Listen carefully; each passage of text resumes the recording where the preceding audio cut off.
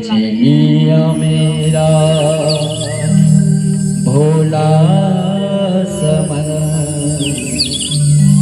राधा रमन प्यारे राधा रमन। प्रेम से बोलो बाके बिहारी लाल की जय, राधा रमन सरकार की जय। प्रेम से बोलो वृंदावन बिहारी लाल की जय। जय जय श्री राधे श्याम।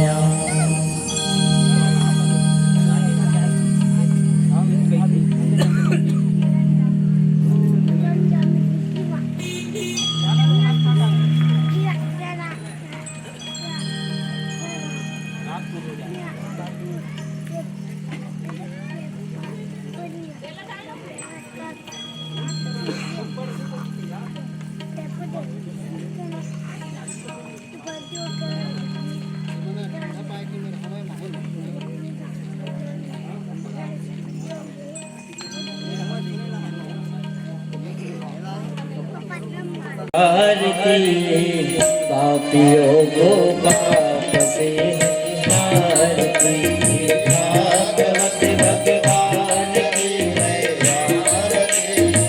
पापियों को पाप से है ओ पापियों को पाप से, पापियों को पाप से, पापियों को पाप से, पापियों भगवान की है आरती। पापियों को पाप से आरती, भागवत भगवान की है आरती। पापियों को पाप से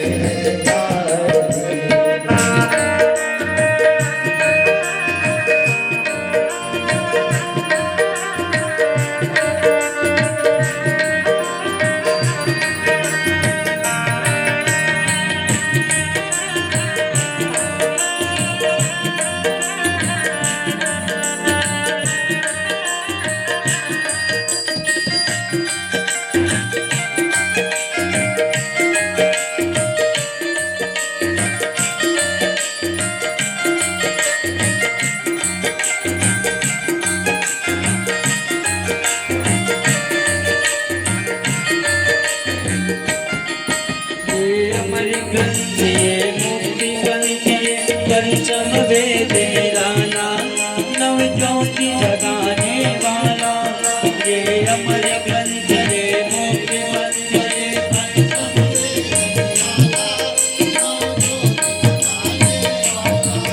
ये अमर ग्रंथ रे मुक्ति पंथ रे।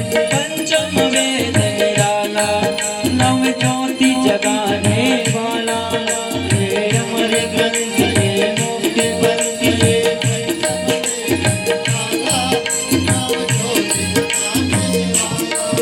हरि नाम यही हरि नाम यही हरि नाम, हरि नाम यही हरि नाम यही हरि नाम।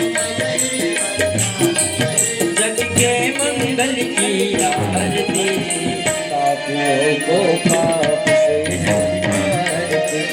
भागवत भगवान की है,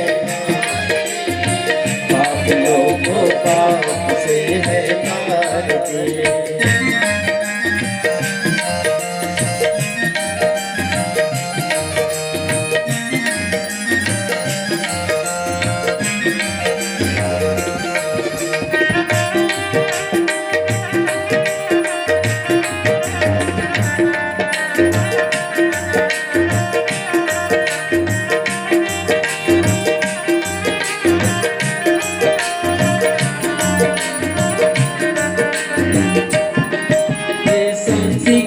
पावन पुनि पापों को मिटाने वाला, हरि दर्शन कराने वाला।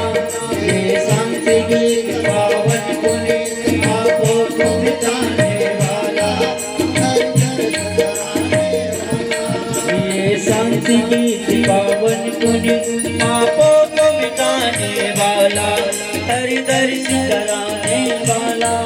ये शांति गीत पावन पुनि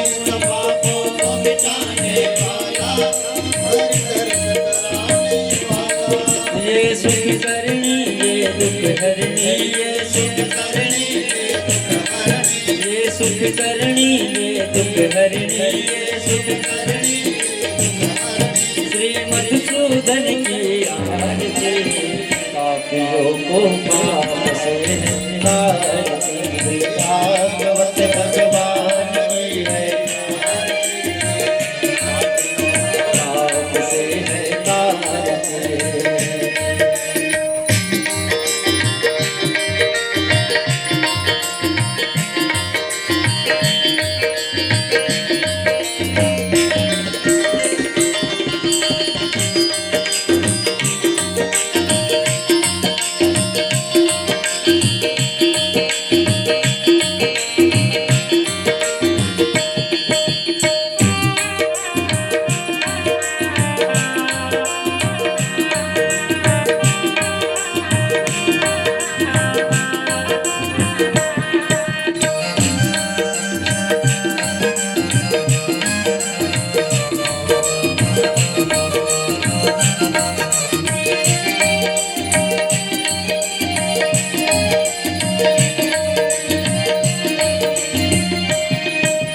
मधुर बोल जगबंदी को सत्य मार्ग दिखाने वाला, बिगड़ी को बनाने वाला।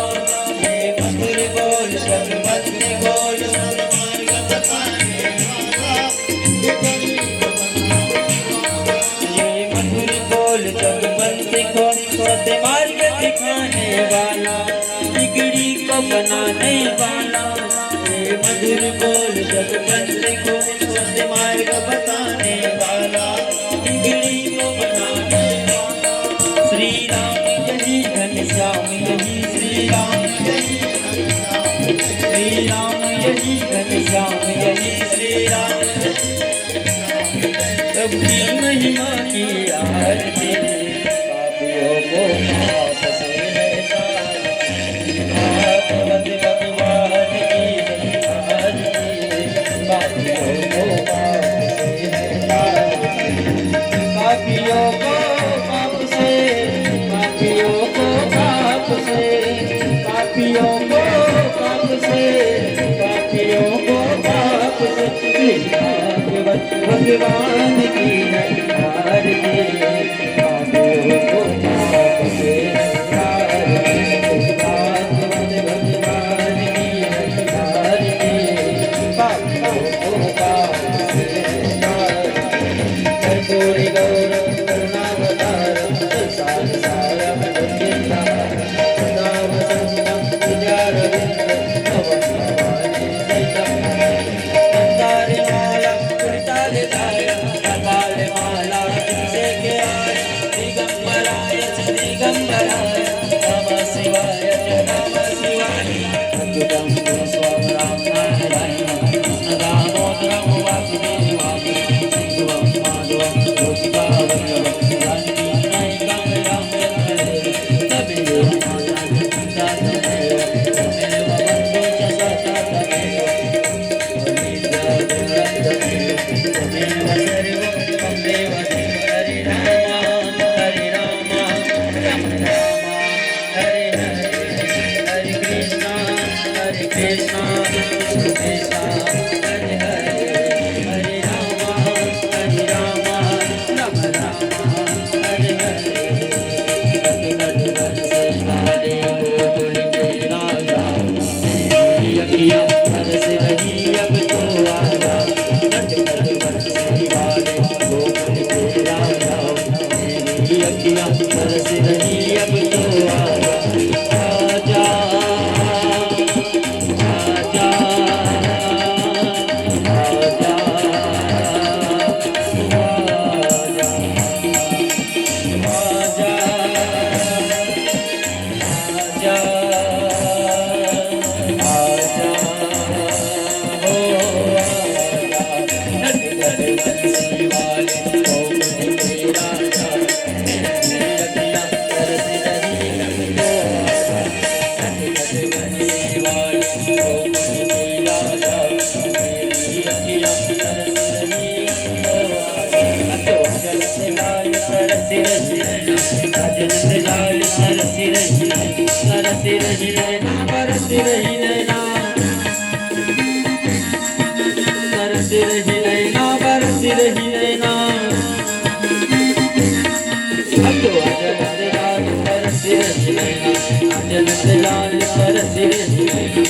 कृष्ण गोविंद हरे नाथ नारायण कृष्ण गोविंद हरे नाथ नारायण नाथ नारायण नाथ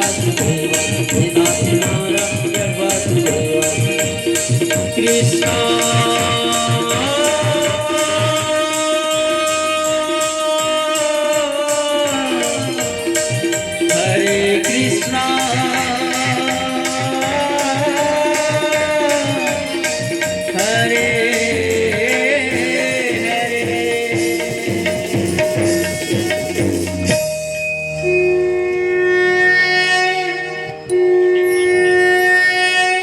सोलो वृंदावन में हरिलाल की जय।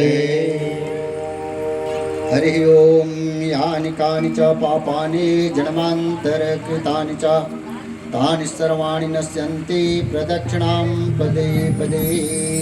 प्रेम से बोल वृंदावन बिहारी लाल की जय। यज्ञ नारायण भगवान की जय। वैष्णवाय महाराजाय नमः। कृष्णाय वासुदेवाय हरये परमात्मने प्रणतक्लेशनाशाय गोविन्दाय नमो नमः। सच्चिदानन्दरूपाय विश्वोत्पत्त्यादिहेतवे तापत्रय विनाशाय श्रीकृष्णाय वयं नमः। हरि ओम।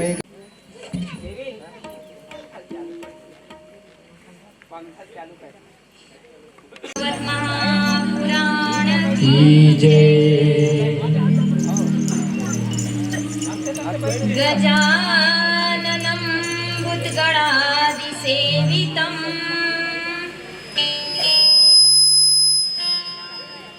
कपितजम्बुफलचारुभक्षणं उमासुतं शोकविनाशकारकं नमामि विघ्नेश्वरपादपङ्कजम्। सीतानाथ समारम्भाम् रामानन्दाचार्य मध्यमाम् अस्मदाचार्य पर्यन्ताम् वन्दे गुरु परम्पराम्। एतान् भगवताचार्यान्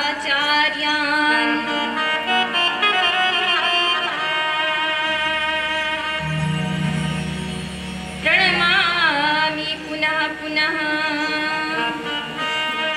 जय जय श्री राधारमण, जय जय नमन किशोर,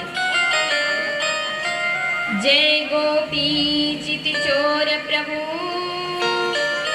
जय जय माखन चोर।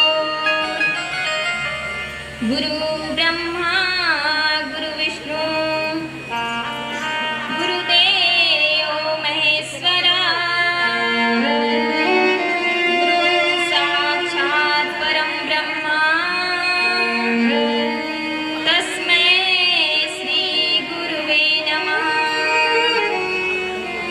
अखण्डमण्डलाकारं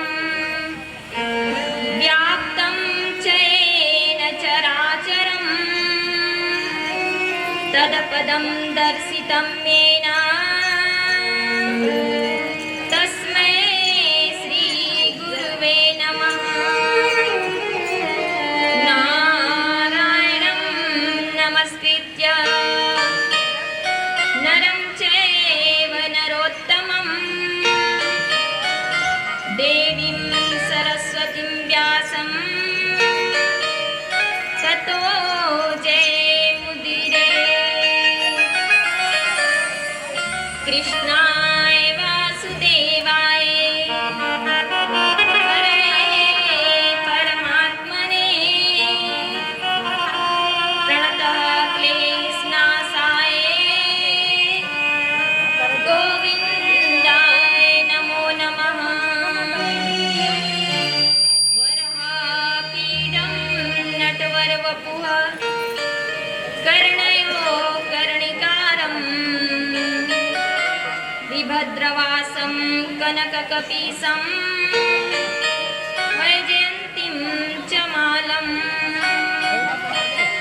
गन्धानवेणुरधरसुधया पुरन्येन गोपवृन्दे वृन्दारण्यं स्वपदरमणं प्रविशद गीतकीर्तिः। राधा भक्ति हरिर्ज्ञानं ताभ्यां या च समन्वितां तां श्रीभागवतगाथा वन्दे युगलरूपिणीं। कात्यायनी महामाये भवानी भुवनेश्वरी संसारसागरे मग्नं मामुद्धर कृपामये। ब्रह्मा विष्णु शिवाराध्ये प्रसिद्ध जगदम्बिके मनोऽभिलाषितं देवी वरं देहि नमोऽस्तुते। ब्रजे वसन्तं नवनीतचौरं गोपाङ्गनानां च यदुकूलचौरम् अनेकजन्मार्जितपापचौरं चौरागण्यं पुरुषं नमामि। श्रीराधिकाया हृदयस्य चौरं नीलाम्बुजश्यामलकान्तिचौरं पादाश्रितानां च समस्तचौरं चौरागण्यं पुरुषं नमामि। छविललितकमलाकोटिसं नवनीलयम्बरधारिणीं शशिवदनकञ्चविलोचनीं शिरचन्द्रिका मृदुहासिनीं आनन्दघनगोविन्दमन् मन्दिर अनन्यनिवासिनीं घनश्याम घनहितचातनीं घनश्याम घनहितमोरणीं राम कथा के रसिक तुम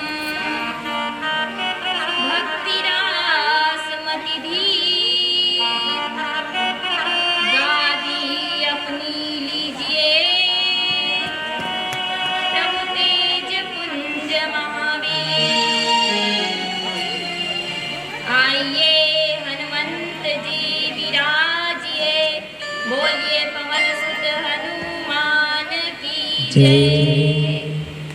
श्रीमद् भागवत महापुराण की जय।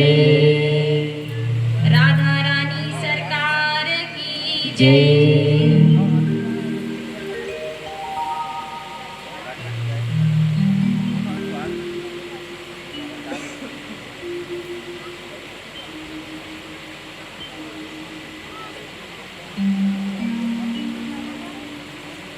आइएगा, अपने मन और वाणी को पवित्र करने के लिए 2 मिनट भगवान नाम संकीर्तन करेंगे। फिर चतुर्थ दिवसीय इस ज्ञान गंगा में प्रवेश करेंगे। तो आइए भाव के साथ ताली की सेवा करते हुए कहना है क्या?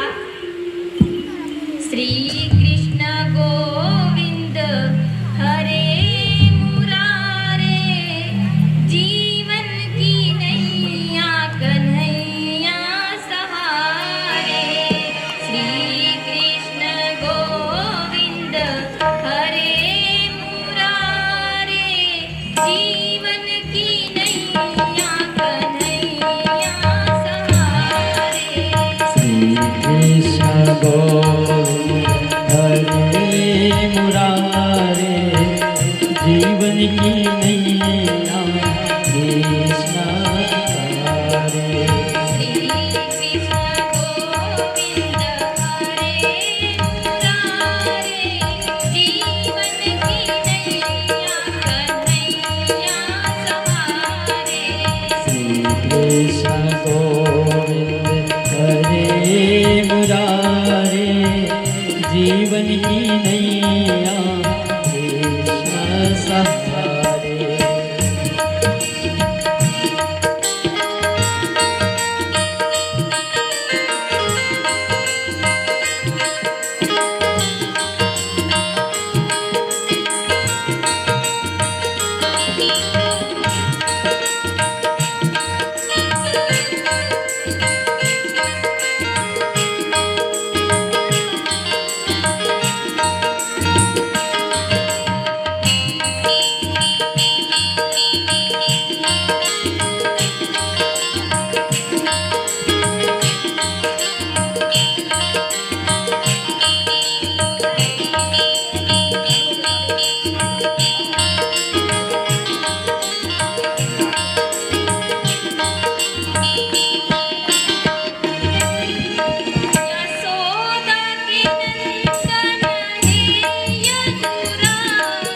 यशोदा के नंदन हे यदुराई, यशोदा के नंदन हे यदुराई। यशोदा के नंदन हे यदुराई।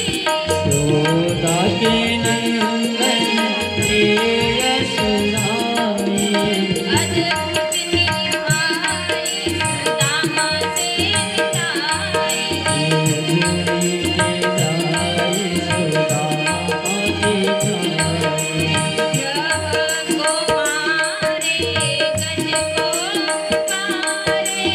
यह को मारे गज को पारे, जीवन की नैया कन्हैया सहारे। जीवन की नैया कन्हैया सहारे। श्री कृष्ण गोविंद हरे मुरारे, जीवन की नैया कन्हैया सहारे। श्री कृष्ण गोविंद हरे मुरारे, जीवन की नैया कन्हैया सहारे।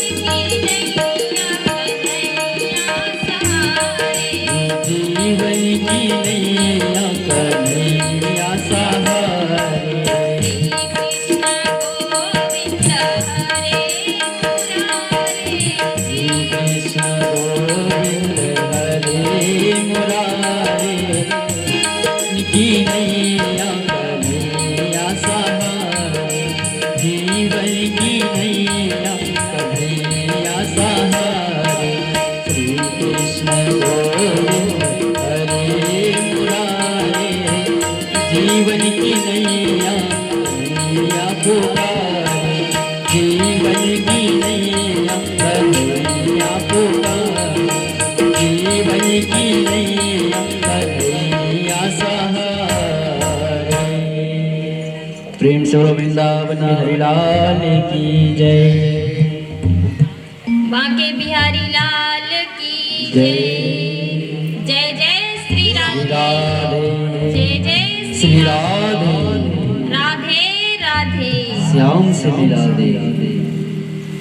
तो आइए परम मंगलमय अखिल ब्रह्मांड नायक प्रभु श्री बांके बिहारी जी की आसीन अनुकंपा से,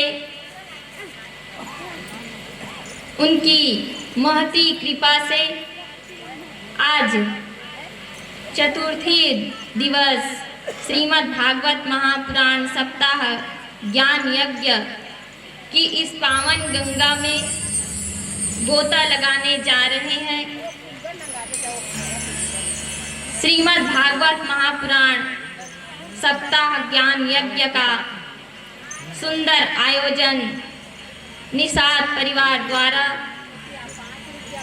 जो जजमान बने हुए हैं श्री गंगाराम निषाद, कुमारी निषाद, पार्वती निषाद, टुकेश्वरी, चुनेश्वरी, प्रेमीन, टुकेश्वर, चुनेश्वरी, प्रेमीन, योगिता, सुमन, जय नारायण, धर्म नारायण, त्रिवेणी, मालती, चम्मन, बेनीराम, सुमित्रा, निर्मला, ठगिया, मुन्ना, कुमारी, केसरी, सुमेर, सीता, अमृत, पुखराम, हेमलता, यशोदा, मुकेश, मीना, मनोहर, लक्ष्मी, यशवंत निषाद, समस्त निषाद परिवार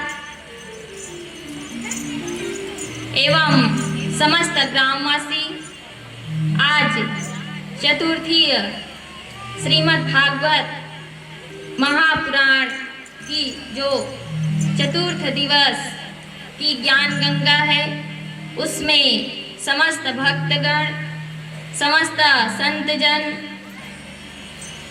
इस पावन गंगा में डुबकी लगाने जा रहे हैं। तो आइए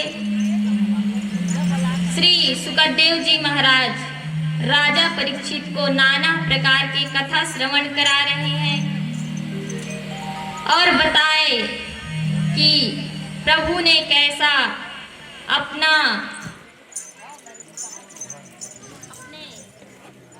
पुराण की जय।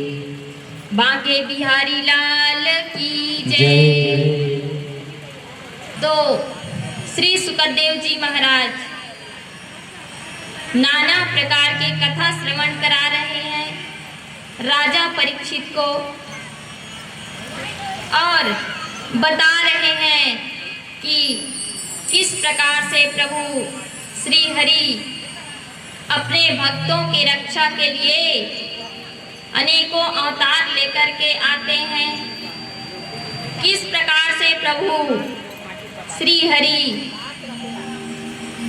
जो है एक हाथी के उद्धार के लिए, रक्षा के लिए प्रभु श्रीमन नारायण दौड़े दौड़े चले आए और किस प्रकार से प्रभु ने अपने छोटे से भक्त प्रहलाद जी की रक्षा के लिए नरसिंह रूप धारण करके प्रभु पधारे और अपने छोटे से भक्त प्रहलाद जी को बड़ा आशीर्वाद दिया और उसके जो पिताजी थे उसे नाना प्रकार के यातनाएं दे रहे थे उनसे उसे बचाया। तो जो भक्त प्रहलाद जी थे प्रभु का निरंतर भजन मनन करते रहते थे जिससे प्रभु प्रसन्न होकर उनके लिए नरसिंह रूप धारण करके प्रभु उनके रक्षा के लिए आए और आज वही श्री हरि प्रभु विष्णु अवतार लेकर के, कृष्ण अवतार लेकर के कहाँ आने वाले हैं? ग्राम बिलोरा में आने वाले हैं ना, अपने भक्तों को दर्शन देने हेतु, जिसका प्रेरणादायक कौन बने हैं? यह निषाद परिवार। तो कहते हैं संत जन भक्तगण की यह भाव जो है भक्त के मन में ऐसे ही नहीं आते। प्रभु की जब आसीम कृपा, आसीम अनुकंपा उस भक्त पर बरसती है तो ही यह भाव आता है। तो इस प्रकार से श्री सुखदेव जी महाराज राजा परीक्षित को नाना प्रकार के कथाएं श्रवण करा रहे हैं। क्यों? क्योंकि राजा परीक्षित ने एक ही प्रश्न किया कि प्रभु, इस कलयुगी मनुष्य का कल्याण का साधन क्या है और मरते हुए व्यक्ति को क्या करना चाहिए? क्योंकि जो राजा परीक्षित है उसको 7 दिवस में मृत्यु पाने का श्राप लगा था। सो इसलिए श्री सुखदेव जी महाराज को निवेदन कर रहे हैं कि हे प्रभु, हमें हमारे मोक्ष की मुक्ति का साधन बताइए।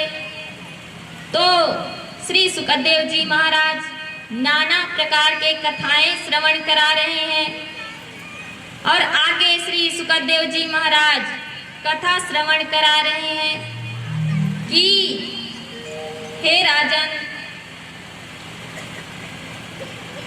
हे राजा परीक्षित, एक बार दुर्वासा ऋषि, जो दुर्वासा ऋषि है वह देवताओं के राजा इंद्र, उसके यहाँ पधारे इंद्रलोक में, जहाँ पर इंद्र है वह अपने राज सिंहासन पर बैठे थे और दुर्वासा ऋषि इंद्रलोक में पधारे हैं। और जैसे ही पधारे, जो दुर्वासा ऋषि है वह इंद्र को एक प्रसादी माला दिया कि ये जो माला है यह हमारे आशीर्वाद है करके, जिसे वह दुर्वासा ऋषि अपने तपोबल से, तपस्या से प्राप्त किया था। ऐसे दिव्य माला, प्रसादी माला, उस माला को इंद्र को दिया आशीर्वाद के रूप में, फल के रूप में। और जो इंद्र थे, अभिमानी इंद्र, मन में विचार किया कि आखिर हम इस माला को करेंगे क्या। सो वह ले जा करके ऐरावत हाथी जो है उसके वाहन, उसके गले में डाल दिया। तो हाथी है, वह माला का महत्व क्या जाने। और स्वयं जो देवताओं के राजा है वह भी उस माला का महत्व नहीं समझा। तो हाथी ही है। वह ऐरावत जो है अपने गले से उस माला को लिया सूंड में और लेकर के अपने पैरों से कुचल दिया। इस दृश्य को देख रहे थे दुर्वासा ऋषि। और जो दुर्वासा ऋषि है उसका स्वभाव कैसा है? बड़े क्रोधी, थोड़े ही बात में क्रोधित हो जाते। तो आज तो बड़ी घटना हुई है, उनका दिया हुआ आशीर्वाद का ही अपमान हो गया। तो उसे क्रोध तो आना स्वाभाविक ही था। सो वह क्रोधवश आकर के इंद्र को श्राप दे दिया कि ऐ इंद्र, तुमने मेरी यह जो मैंने माला दिया आशीर्वाद के रूप में, उसका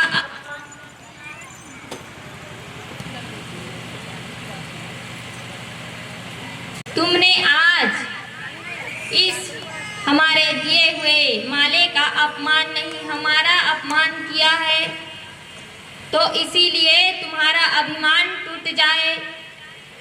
तुम्हें बड़े अभिमान है अपने पद का, तो तुम्हारा ये जो अभिमान है टूट जाएगा, दरिद्र हो जाओगे। तुम्हारे जितने भी घमंड है चूर चूर हो जाएगा। इस प्रकार से दुर्वासा ऋषि इंद्र को श्राप दे दिया। जैसे ही श्राप मिला इंद्र को एक ऋषि द्वारा, सो उसका जो धन संपदा था क्षीण होने लगा,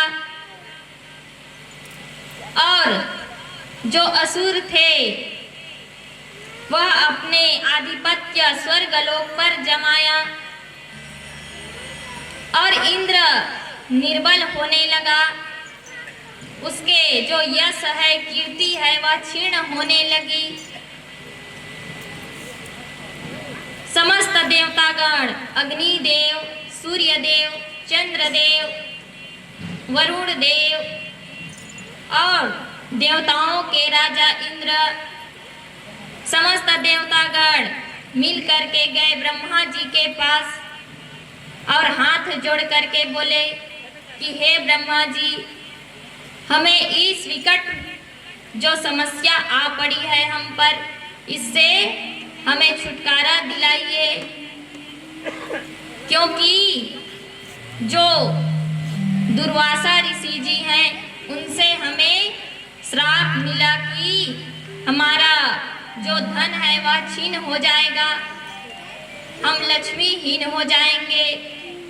तो जो दैत्य है, असुर है, हमारे लोक पर कब्जा कर रखा है, हमसे छीन लिया। तो इससे, इस संकट से निवारण के लिए कुछ उपाय बताइए। तो जो ब्रह्मा जी थे वह कहने लगे कि हे देवतागणों, इसका समाधान तो श्री हरि प्रभु विष्णु के पास ही होगा। तो हम सब क्या करें? समस्त देवतागण, ऋषि मुनिगण और ब्रह्मा जी प्रभु विष्णु के पास चलें। तो ब्रह्मा जी सबको साथ में लेकर के, सारे देवतागणों को, ऋषि मुनि को साथ में लेकर के गए हैं श्री हरि प्रभु विष्णु के पास वैकुंठ धाम, और जाकर के बता रहे हैं सारे वृतांत। तो प्रभु विष्णु कहने लगे कि इसका एक ही उपाय है। कौन सा उपाय? प्रभु विष्णु कहने लगे कि अब पुनः लक्ष्मी प्राप्त करने के लिए तुम्हें सारे देवता गणों को क्या करना होगा? समुद्र मंथन करना होगा, जिससे माता लक्ष्मी स्वयं प्रकट होगी और साथ में ही भगवान धन्वंतरी अमृत का कलश लेकर के आएगा, जिससे जो तुम्हारा बल, यश, कीर्ति छिन्न हो चुका है वह वापस मिल जाएगा। सो प्रभु विष्णु का बात मान करके उनके जो विचार हैं उसे मन में विचार करके समस्त देवतागण कहने लगे कि हे प्रभु, ये जो समुद्र मंथन की लीला है इसे कैसे करें, कहाँ करें? प्रभु विष्णु कहने लगे कि जो मंदराचल पर्वत है उसका मथानी बना लो, और जो वासुकी नाग है उसका रस्सी बना लो, और ले जा कर के समुद्र में समुद्र मंथन करो। सो समस्त देवतागण कहने लगे कि उतने भारी मद्राचल पर्वत हम देवतागण कैसे कर पाएंगे इसका मंथन। तो प्रभु विष्णु कहने लगे इसके लिए एक कार्य और करना पड़ेगा। कौन सा कार्य? इसके मथानी के लिए आप लोगों को, देवतियों को भी मनाना पड़ेगा और सबको साथ में लेकर यह कार्य करना होगा। सो सबसे पहले दैत्य गुरु शुक्राचार्य जी को बुलाओ और उनसे कहो कि वह अपने जो शिष्य गण है दैत्य उन्हें तैयार करे इस मंथन के लिए। तो जो गुरु बृहस्पति देवताओं के गुरु, वह देवता गणों के तरफ से दैत्य गुरु शुक्राचार्य के पास जाकर के यह बात रखी कि हम सबको मिल करके समुद्र मंथन करना होगा। तो जो शुक्राचार्य थे वह अपने शिष्यों दैत्यों को बुलाया और उनसे विचार विमर्श किया कि देवतागण यह बात रखी है हमारे समक्ष।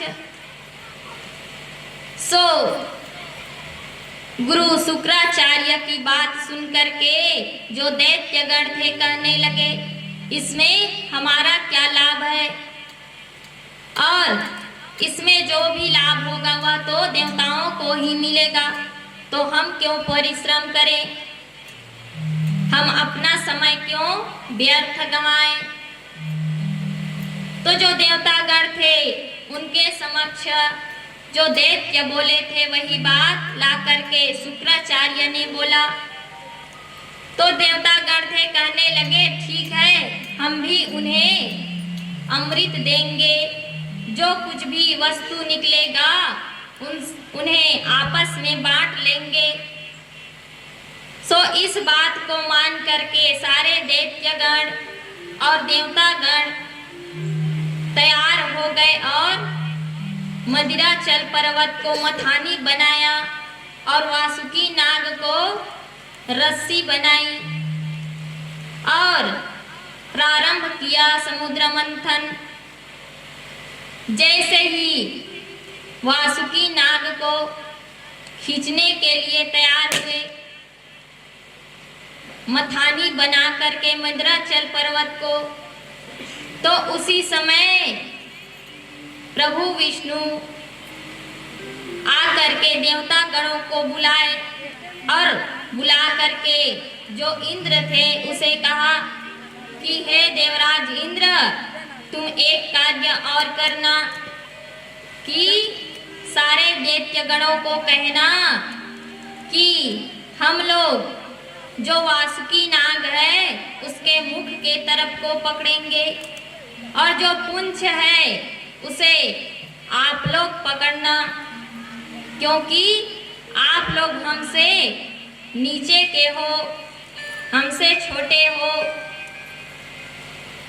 हम लोग सदैव परम पूज्य हैं, देवतागण हैं। इस प्रकार से उन्हें कहना, क्योंकि जो लोग सीधी बातें समझ नहीं पाते उनसे उल्टे ही बातें किए जाते हैं तो ही उनका समझ में आता है। क्योंकि जो जब समुद्र मंथन होगा तो घसरण होगी उस वासुकी नाग के शरीर में, जिससे विष निकलेगा उसके मुख की तरफ। तो अगर पहले कहते दैत्यों को कि इनके मुख के तरफ पकड़ो तो तैयार होते, कहते कि हमें विष में मारना चाहते हो, क्यों हम मुख के तरफ पकड़े। सो उल्टे बोले। तो प्रभु विष्णु की बात सुनकर के समस्त देवतागण दैत्यों को वैसे ही कहा कि आप लोग हमसे नीच हो, सो उसके पुंछ को पकड़ो वासुकी नाग का और हम मुख के तरफ पकड़ेंगे। तो जो दैत्यगण थे कहने लगे, अच्छा हम लोग आपसे नीचे हैं, तो चलो जाओ, हम आप लोगों का सहायता ही नहीं करेंगे, कोई सहायता नहीं करेंगे और न ही हमें कुछ वास्तु चाहिए। तो जो देवतागण थे वह मन ही मन प्रसन्न होने लगे। चलो बड़े आसानी से यह बात में आ गए और कहने लगा, ठीक है कोई बात नहीं, आप लोग मुख की तरफ पकड़ लो और हम ही पुंज की तरफ पकड़ लेते हैं। इस तरह से दैत्यों को तैयार करके समुद्र मंथन की लीला प्रारंभ किए। तो एक तरफ दैत्यगण और दूसरे तरफ देवतागण मदिराचल पर्वत को मथानी बना करके, वासुकी नाग का रस्सी बना करके मथना प्रारंभ किया। उसी समय जैसे ही प्रारंभ किया तो जो मदिराचल पर्वत था समुद्र में धंसने लगा, भार अधिक होने के कारण। जैसे ही समुद्र के गहराई में उतरने लगा सो देवतागण घबरा गए कि हे प्रभु, ऐसे में यह समुद्र मंथन की लीला कैसे हो पाएगी। ये जो मंदराचल पर्वत है यह तो गहराई में जा रहा है, सो सारा मंदराचल पर्वत डूब जाएगा। तो प्रभु विष्णु कच्छप अवतार धारण करके मंदराचल पर्वत के नीचे बैठ गए और उसे अपने पीठ पर धारण कर लिया और फिर प्रारंभ हुआ समुद्र मंथन की लीला। जैसे ही प्रारंभ हुआ समुद्र मंथन की लीला शुरू हुई। मथने पर कुछ समय पश्चात उसमें से विष निकले। जैसे ही हलाहल विष को देखा, जितने भी देवतागण थे, दैत्यगण थे, भागने लगे।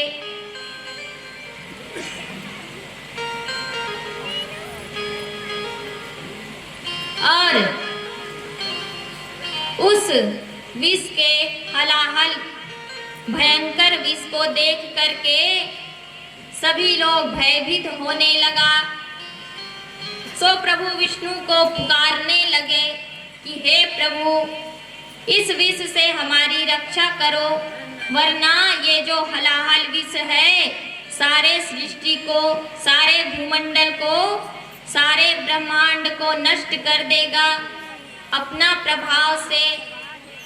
सो प्रभु विष्णु प्रकट हुए और कहने लगे कि इसका समाधान तो करने वाला एक ही देव है और वह है महादेव। सो महादेव को मनाओ। शंकर तेरी जटा से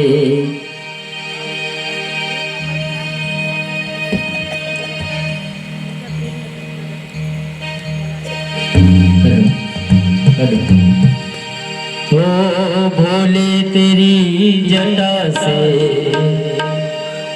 हो निकली है गंगा धारा। भोले तेरी जटा से,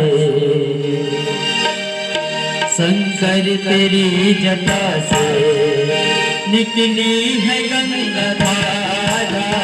भोले तेरी जटा से निकली है गंगा धारा।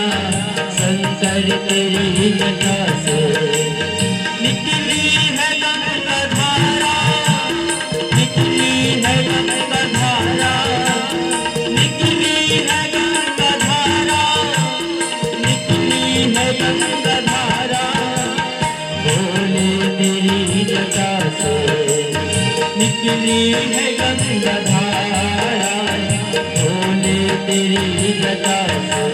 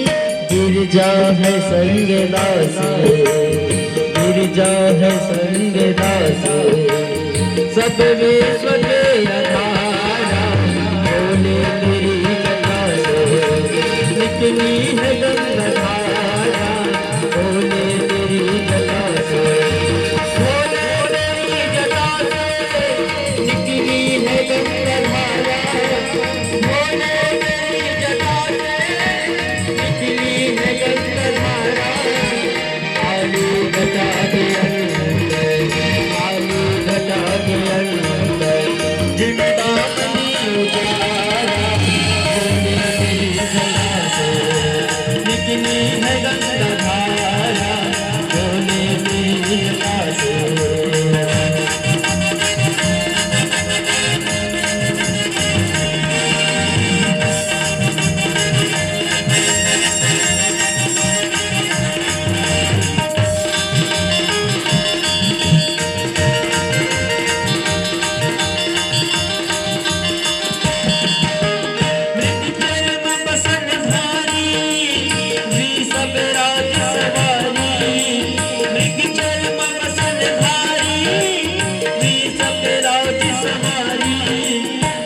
भगतन भूखिहारी,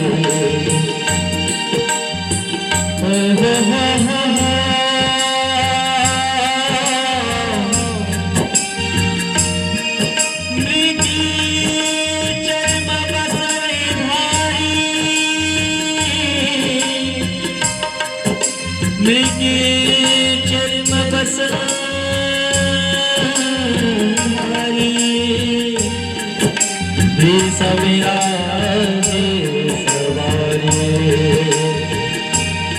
ओ निज भक्त दुख हारी, निज भक्त दुख हारी, कैलाश कैलासी शंकर तेरी जटा से बहती है गंगाधारा, बोले तेरी जटा से, बोले तेरी जटा से बहती है गंगाधारा, बोले तेरी जटा से बहती है गंगाधारा, आलू घटा के अंदर, आलू घटा के अंदर, जिंदा नहीं उजारा, बोले तेरी जटा से निकली है गंगाधारा, बोले तेरी जटा से निकली है गंगाधारा, बोले तेरी जटा से निकली है गंगाधारा, बोले तेरी जटा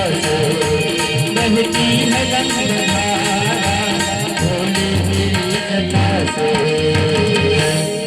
प्रेम से बोलो शंकर भगवान की जय। बांके बिहारी लाल की जय। उस हलाहल विष से बचने के लिए समस्त देवतागण प्रभु शंकर को मनाए और उस हलाहल विष को प्रभु शिव शंकर भोले भंडारी आकर के ग्रहण किया, पिया और उनसे कुछ कण को सर्प, बिच्छू, जितने भी विषैले कीड़े हैं, जीव जंतु है, वह जो है ग्रहण किया। और जैसे ही प्रभु शिव शंकर उस हलाहल विष को पिया, ग्रहण किया, विष का पान किया, तो मन में विचार कर रहा है प्रभु शिव शंकर कि अगर इस विष को मैं अपने उदर तक, पेट तक अगर ले जाऊं तो सीने में मेरे बसने वाले, हृदय में वास करने वाले मेरे आराध्य देव प्रभु को क्षति पहुंचेगी। सो क्या करें, अपना कंठ में ही रख लिया प्रभु महादेव। इसीलिए प्रभु शिव शंकर महादेव का नाम पड़ गए नीलकंठ महादेव। बोलिए नीलकंठ महादेव की जय। इस प्रकार से प्रभु शिव शंकर उस हलाहल विष जो सारे भूमंडल को, सृष्टि को क्षति पहुंचाते, उस विष का ग्रहण करके प्रभु सारे सृष्टि की रक्षा की। फिर से समुद्र मंथन की लीला प्रारंभ किया गया। दोबारा समुद्र मंथन की लीला शुरू हुई और हजारों हजारों वर्षों तक, कई वर्षों तक यह लीला चलती रही। फिर उसमें से मैया, गैया मैया, कामधेनु गाय निकली। मंथन करने पर जिसे देवता गण, दैत्य गण देख करके बारंबार प्रणाम कर रहे हैं। ये जो गैया मैया है या साधारण नहीं है, कहाँ से उत्पन्न हुई है? समुद्र मंथन से। सो इसीलिए तो उनका जो प्रभाव है बड़े हैं। अगर कोई व्यक्ति भूलवश भी गैया का स्पर्श कर ले तो जब उसकी मृत्यु होती है तो जो रौरव नरक होते हैं, गरुड़ पुराण में जिसका वर्णन आता है, कहते हैं ना कि मल से, पीभ से इत्यादि जिससे नदियां बनी होती है, उससे जीव को पार करना पड़ता है।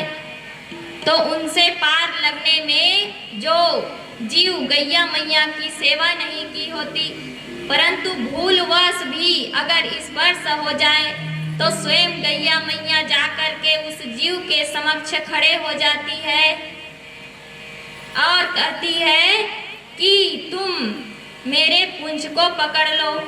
और मैया जिस नदिया को, जिस रौरव नरक से पार होने के लिए जीव को हजारों वर्ष लगते, उसे जो गैया मैया है तुरंत ही पार लगा देती है।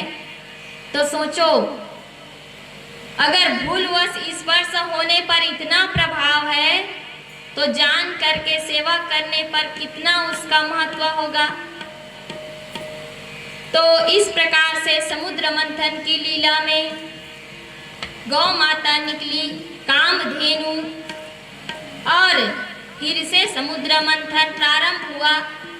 और इस गौ मैया को ऋषि मुनियों को दे दिए कि देवता गण कहने लगे हम इस गौ माता का क्या करेंगे।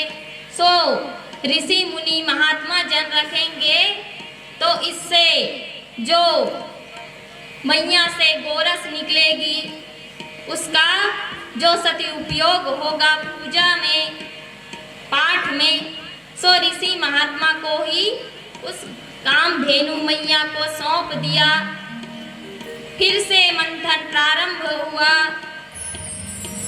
फिर से मथानी चली और धीरे धीरे समय बीतने पर, समय आने पर उच्चे श्रवा घोड़ा निकला और फिर से समुद्र मंथन की लीला प्रारंभ हुई। इस प्रकार से लीला चलती रही और ऐरावत निकले जिसे इंद्र को दे दिया, और मणिया निकली उसे भी देवता गण रख लिए, और चंद्रमा निकला। इस प्रकार से जो समुद्र मंथन की लीला है चलती रही और फिर मैया लक्ष्मी प्रकट हुई। जैसे ही मैया लक्ष्मी प्रकट हुई समुद्र मंथन की लीला से, सो मैया लक्ष्मी को देख करके सारे देवतागण बड़े प्रसन्न हुए कि अब मैया लक्ष्मी आ गई, हमारे ऊपर अपनी कृपा बरसाने, करुणा बरसाने। ममता मई मैया लक्ष्मी।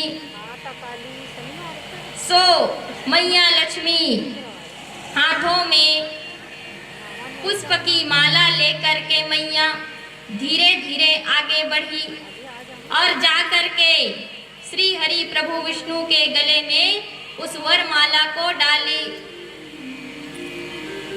और इस प्रकार से मैया लक्ष्मी श्री हरि विष्णु को अपना वर रूप में प्राप्त किया। बोलिए श्रीमन नारायण प्रभु की जय, मैया लक्ष्मी की जय। और जैसे ही मैया प्रभु विष्णु के गले में वरमाला डाली, उसी समय समस्त देवता गणों को लक्ष्मी प्राप्त हो गए, धन संपदा वापस मिल गई। इस प्रकार से फिर से समुद्र का मंथन हुआ, पुनः प्रारंभ किया समुद्र मंथन और धीरे धीरे समय बीता।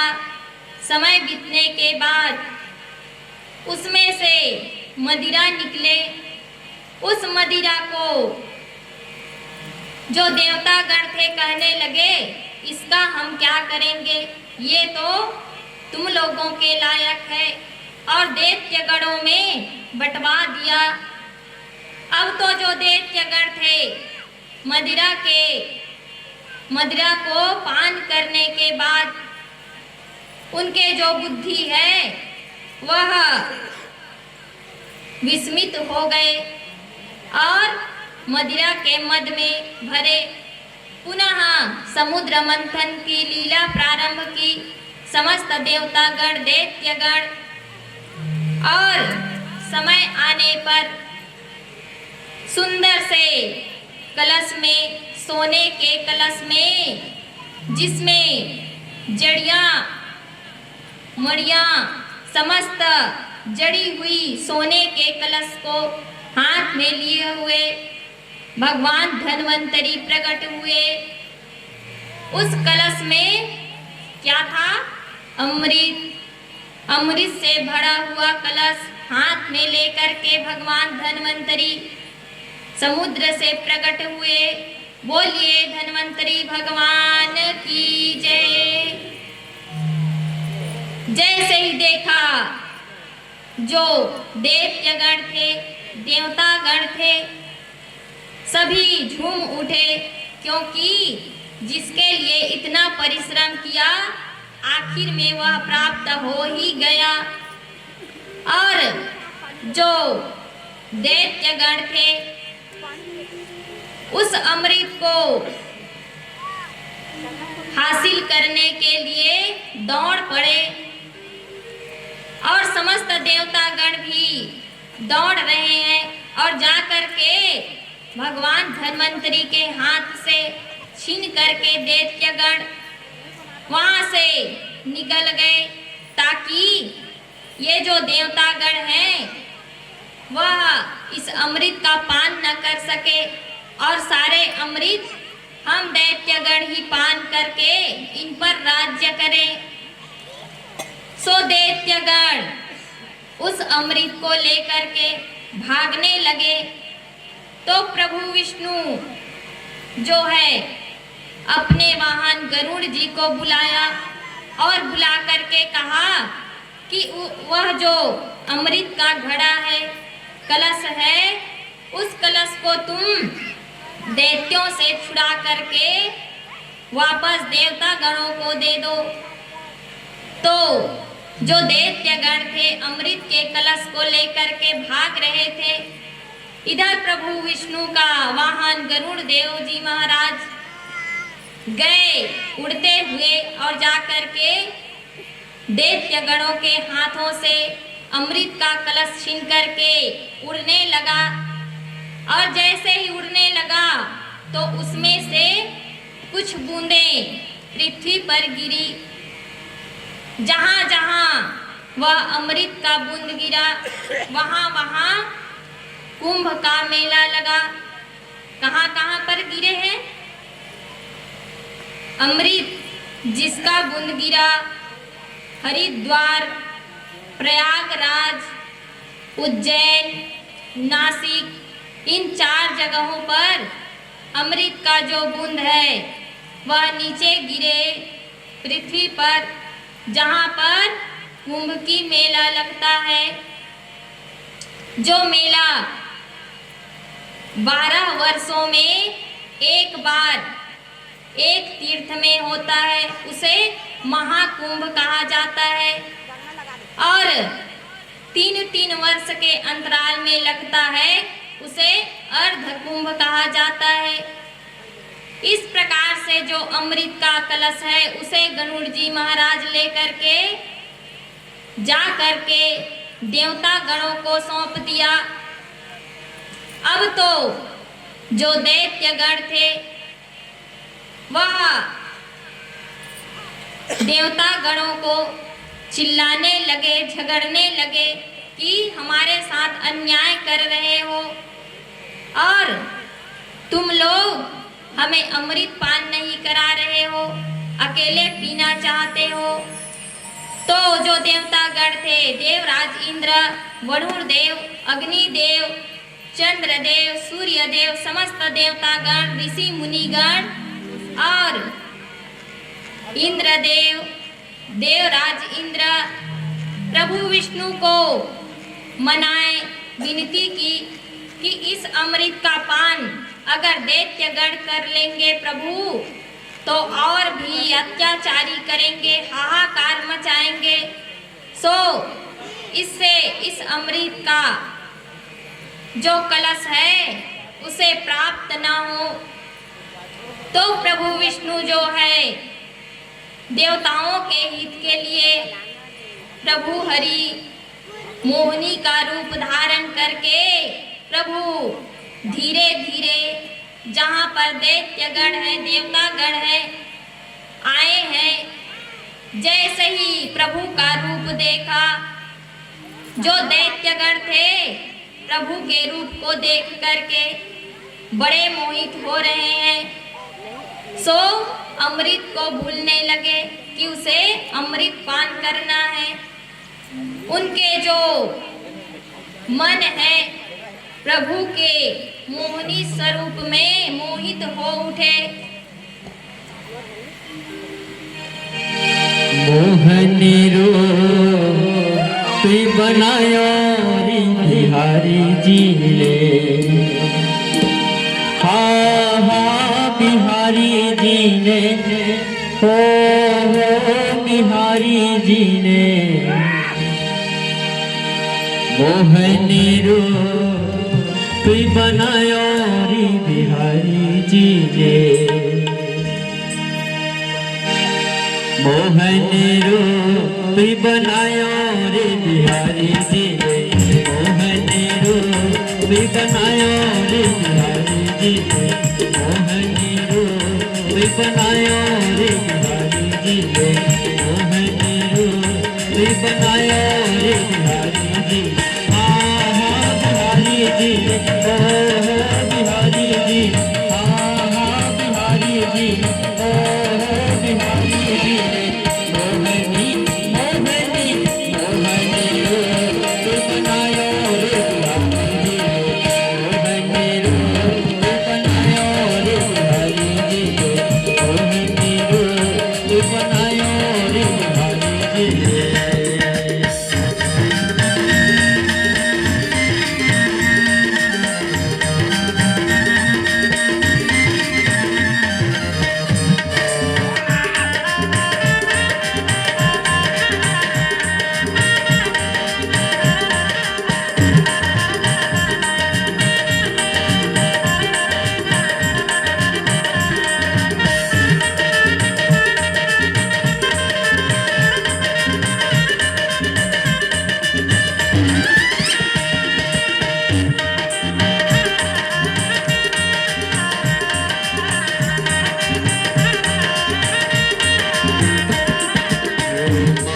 सिंदूर नयन बिच गजरा, मांग सिंदूर, मांग सिंदूर नयन बिच गजरा, मांग सिंदूर नयन बिच गजरा। माथे बिंदिया प्यारी रे बिहारी जी ने, माथे बिंदिया प्यारी रे बिहारी जी ने।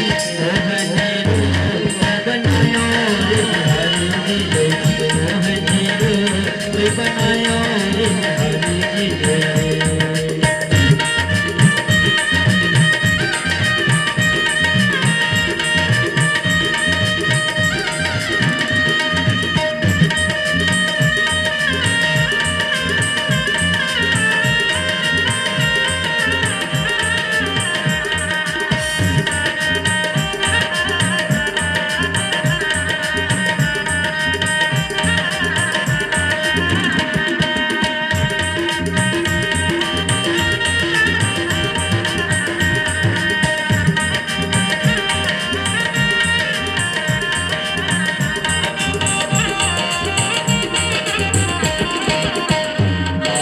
बंद करने मई पहुँची बाजू बंद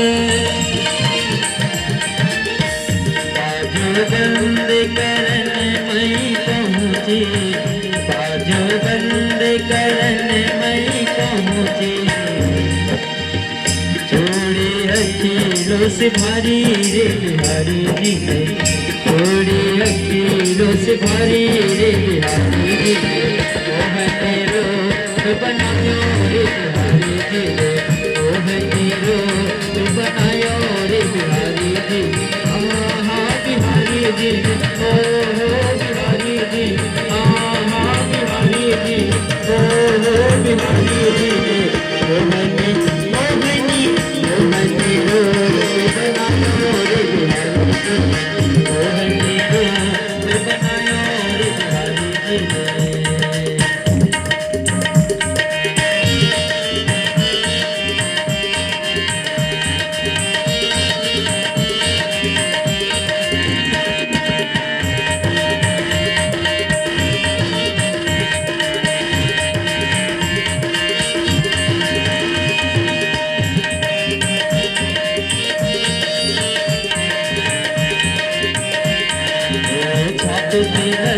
सब छीने कसरे मिला आप तिलक सब छीने कसरे मिला नैना मिलाई के नैना मिलाई के नैना मिलाई के नैना मिलाई के आप तिलक सब छीने कसरे मिलाई आप तिलक सब छीने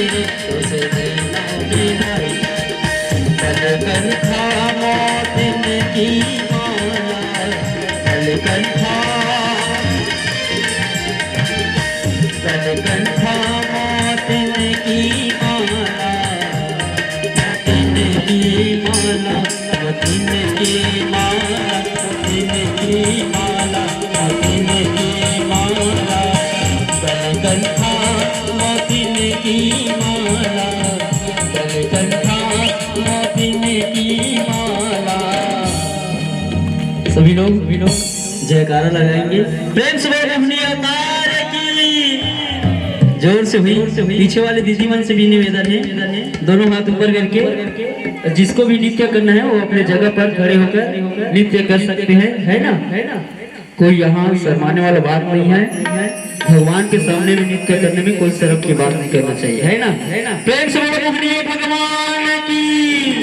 और कहना क्या मोहनी मोहनी मोहनी मोहनी मोहनी रूप बनायो रे मोहनी रूप बनायो रे बिहारी जी। हाँ बिहारी जी ओ बिहारी जी हाँ बिहारी जी ओ बिहारी जी मोहनी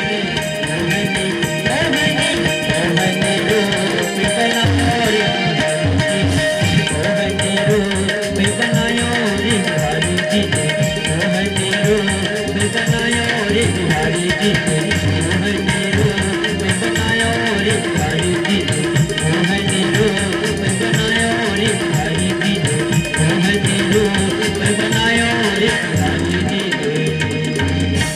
प्रेम से बोलो मोहनी भगवान की जय। श्रीमद् भागवत महापुराण की जय। प्रभु विष्णु मोहिनी रूप धारण करके जो अमृत भरा कलश था उसे हाथों में लेकर के पूछने लगे दैत्य गणों से कि दैत्य गणों बताओ, ये जो अमृत है इसके नीचे में ये जो अमृत का कलश है इसके जो ऊपरी भाग है, ऊपरी हिस्सा है वह पतले हैं और जो नीचे का भाग है वह जो है गाढ़े गाढ़े मोटे मोटे हैं। सो बताओ कौन सा अमृत पान करना चाहोगे?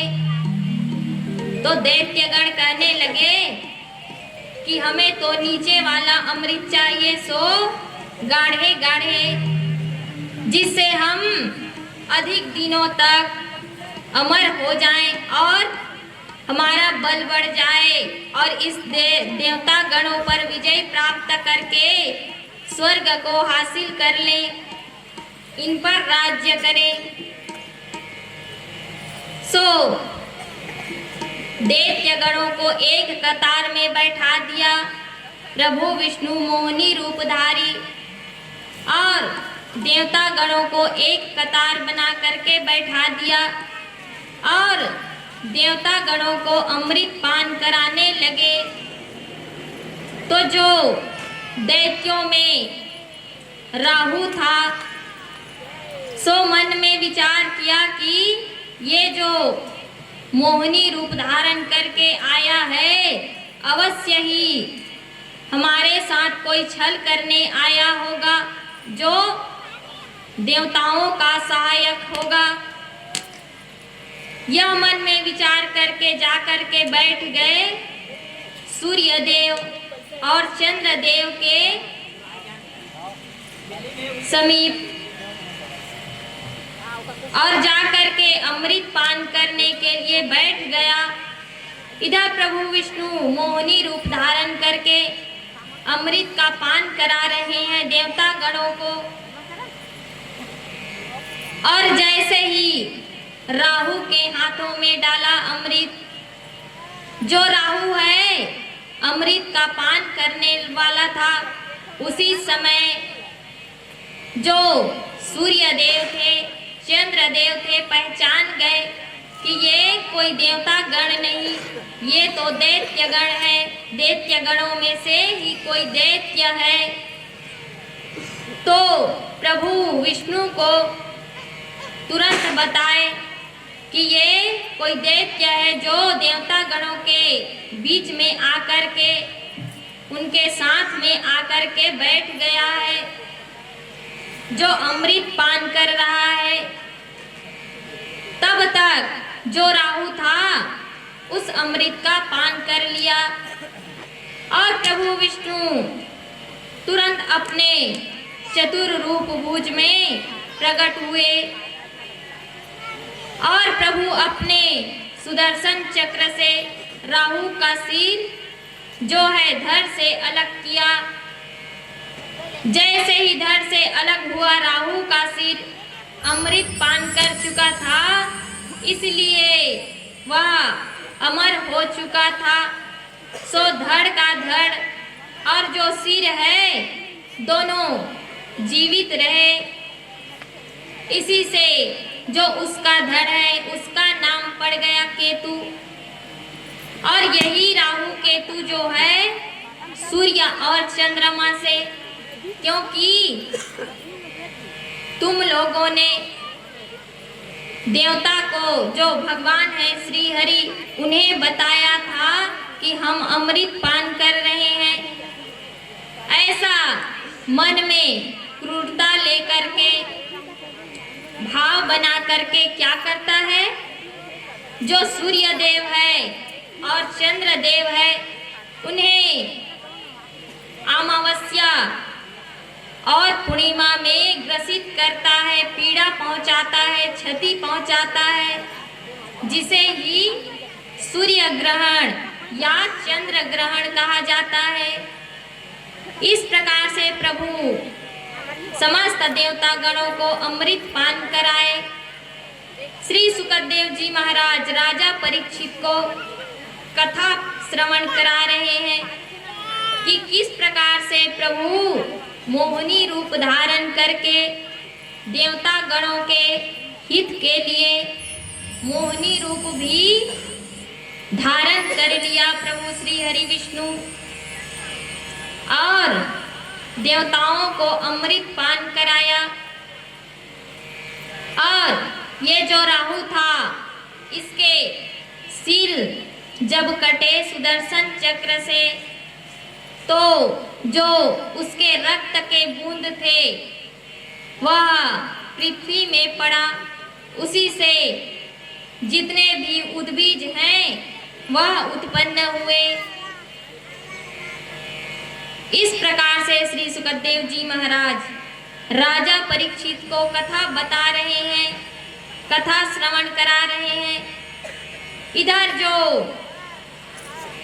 स्वर्गलोक है उस पर जो दैत्यों के राजा बलि, जो बलि है वह राजा बना है स्वर्गलोक में जाकर के। तो इधर जो दैत्यों की माता दीति थी और उसकी बहन अदिति, तो जो अदिति माता थी देवता गणों की माँ, वह कश्यप ऋषि से कहने लगे कि हे महाराज, अब ये जो हमारे पुत्र हैं समस्त देवतागण, उनके हित के लिए, कल्याण के लिए हमें कोई पुत्र उत्पन्न करना होगा जिससे देवता गणों का हित हो। तो जो कश्यप जी थे कहने लगे कि अदिति, इसके लिए तुम्हें एक व्रत करना पड़ेगा। उस व्रत का नाम है पयो व्रत। पय यानी दूध। तो इस व्रत को केवल दूध पान करके करना पड़ेगा 12 दिनों तक, और 12 दिनों तक तुम्हें केवल जो दूध है उसका पान करके व्रत को आरंभ करना पड़ेगा, जिससे तुम्हारे तेजस्वी पुत्र होंगे जो दैत्यों को भी अपने बुद्धि से पराजित करेंगे। तो इस प्रकार से अदिति माता नियमों का पालन करते हुए व्रत करना प्रारंभ किया, और व्रत के प्रभाव से मैया अदिति का गर्भ जो है ठहर गया। और इधर जो देवता गण थे और देवताओं के राजा इंद्र, समस्त देवता गण और देवराज इंद्र प्रभु विष्णु के पास गए और जाकर के विनती करने लगे कि हे प्रभु, आप हमारे हित के लिए कुछ करिए प्रभु। प्रभु विष्णु कहने लगे कि मैया अदिति जो है अभी अभी गर्भ धारण की हुई है, सो हम उनके गर्भ से उत्पन्न होंगे और आप लोगों की जो छिनी हुई स्वर्गलोक है उसे वापस दिलाएंगे। इस प्रकार से प्रभु से समस्त देवतागण विनती किए और प्रभु उसे सांत्वना दे रहे हैं। दुनिया से मैं हारा तो आया तेरे द्वार, यहाँ सिगर जो हारा कहाँ जाऊंगा सरकार। दुनिया से मैं हारा तो आया तेरे द्वार, दुनिया से मैं हारा तो आया तेरे द्वार। यहाँ सिगर जो हारा जाऊं मैं सरकार। जहाँ से गर्ज हारा कहाँ जाऊंगा सरकार। दुनिया से मैं हारा तो आया तेरे द्वार। दुनिया से मैं हारा तो आया तेरे द्वार। यहाँ से गर्ज हारा कहाँ जाऊंगा सरकार। यहाँ से गर्ज हारा कहाँ जाऊंगा सरकार।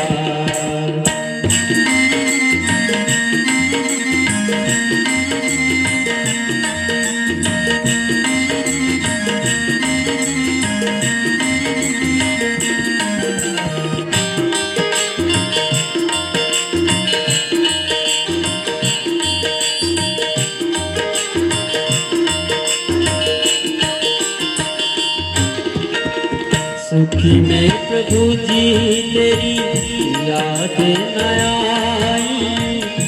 दुख में प्रभु जी तुमने प्रीत लगाई। सुखी में प्रभु जी तेरी याद न आई। दुखी में प्रभु जी तुमने प्रीत लगाई। सारा दोष है मेरा मैं करता हूँ स्वीकार। सारा दोष है मेरा मैं करता हूँ स्वीकार। यहाँ से गर्ज हारा कहाँ जाऊंगा सरकार। यहाँ से गर्ज हारा कहाँ जाऊंगा सरकार। दुनिया से मैं हारा तो आया तेरे द्वार। दुनिया से मैं हारा तो आया तेरे द्वार। यहाँ से गर्ज हारा कहाँ जाऊंगा सरकार। यहाँ से गर्ज हारा कहाँ जाऊंगा सरकार।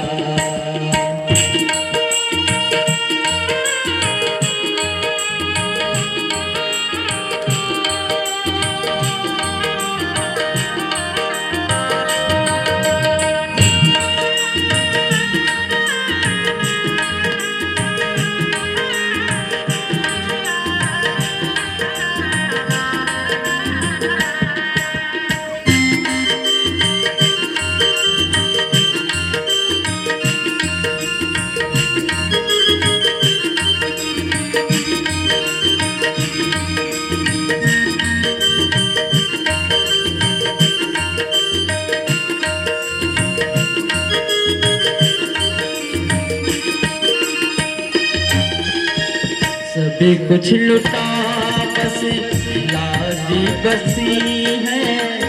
तुमसे ही बाबा मेरी आस लगी है। सभी कुछ बचा बस लाज बची है। तुमसे ही बाबा मेरी आस लगी है। सुना है तुम सुनते हो हम जैसों की पुकार। सुना है तुम सुनते हो हम जैसों की पुकार।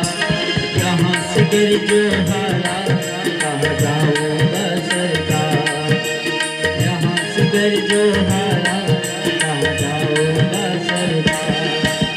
दुनिया से मैं हारा तो आया तेरे द्वार। दुनिया से मैं हारा तो आया तेरे द्वार।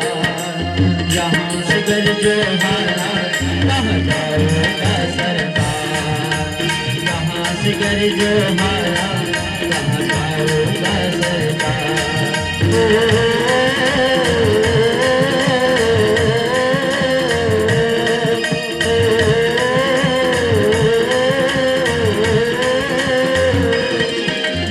दुनिया से मैं हारा तो आया तेरे द्वार। दुनिया से मैं हारा तो आया तेरे द्वार। यहाँ से गर्ज हारा जाऊंगा सरकार।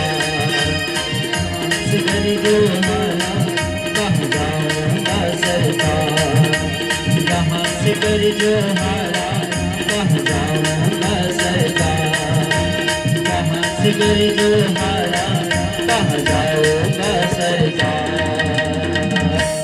प्रेम से बोल माँ के बिहारी लाल की जय।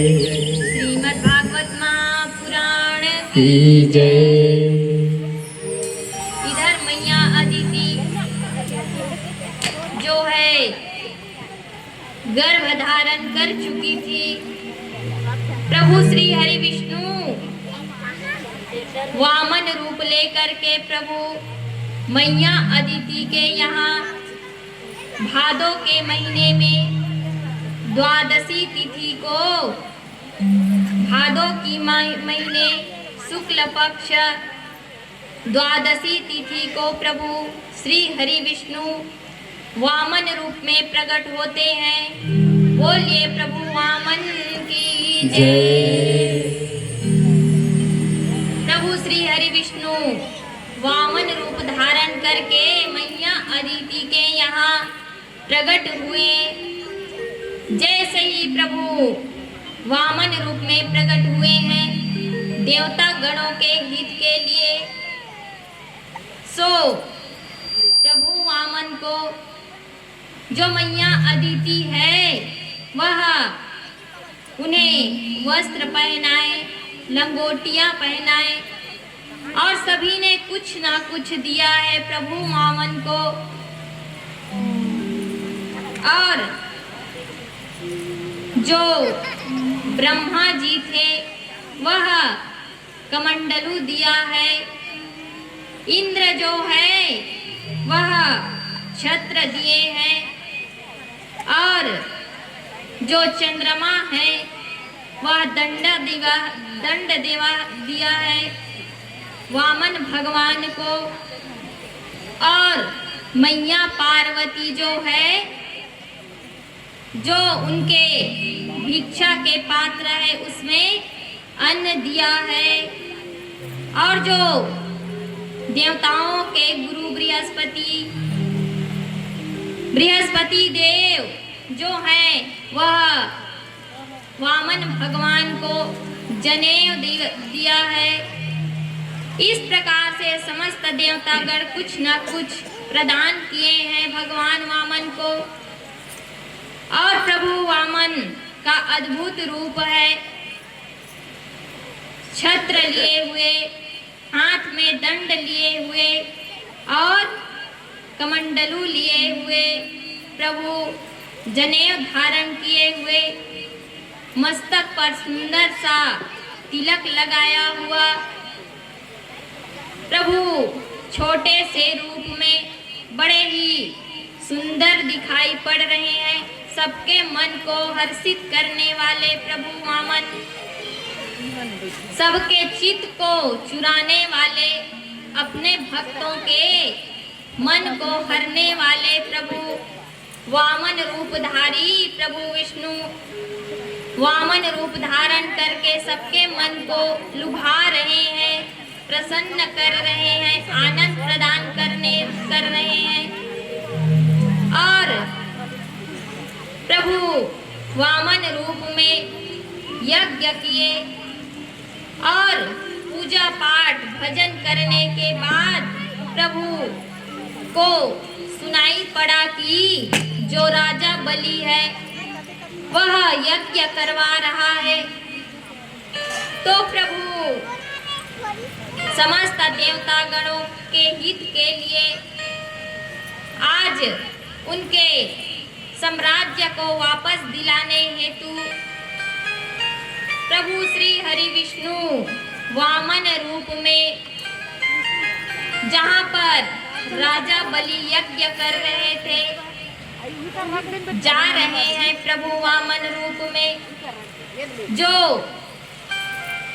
जहाँ पर राजा बलि यज्ञ करवा रहा था वहाँ जितने भी यज्ञ में सम्मिलित हुए हैं, समस्त जो यज्ञकर्ता बने हुए हैं, दूर से ही प्रभु वामन को जब देखा तो बड़े ही दिव्य प्रकाशित में दिव्य रूप धारण किए हुए प्रभु वामन रूप में पधार रहे हैं यज्ञ मंडप की ओर।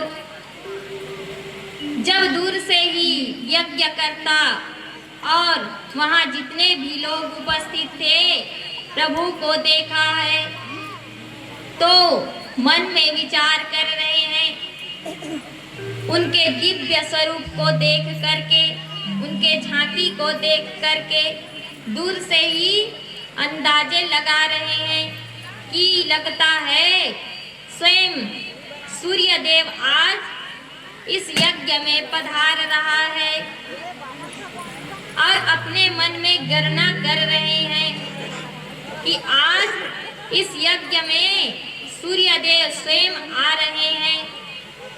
प्रभु के दिव्य रूप को देख करके, उसके छवि को देखते हुए प्रभु धीरे धीरे वामन रूपधारी प्रभु वामन भगवान यज्ञ मंडप में पहुंचे, जहां पर यज्ञ हो रहा था। जैसे ही यज्ञ मंडप में पहुंचे तो जो राजा बलि था स्तुति करने लगा, स्वागतम ते नमस्तुभ्यं ब्रह्मानीकं करवामते, ब्रह्मा ऋषीणां तपः साक्षान्यमन्ये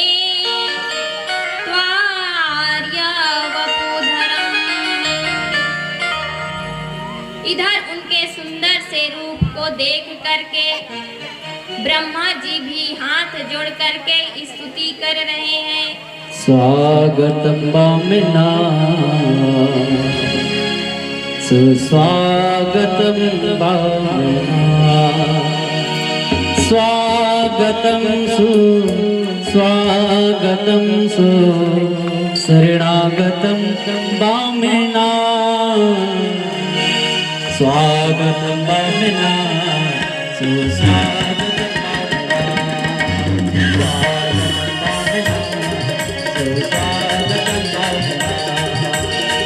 स्वागतम सुस्वागतम बामिना, स्वागतम सुस्वागतम शरणागतम बामिना, स्वागतम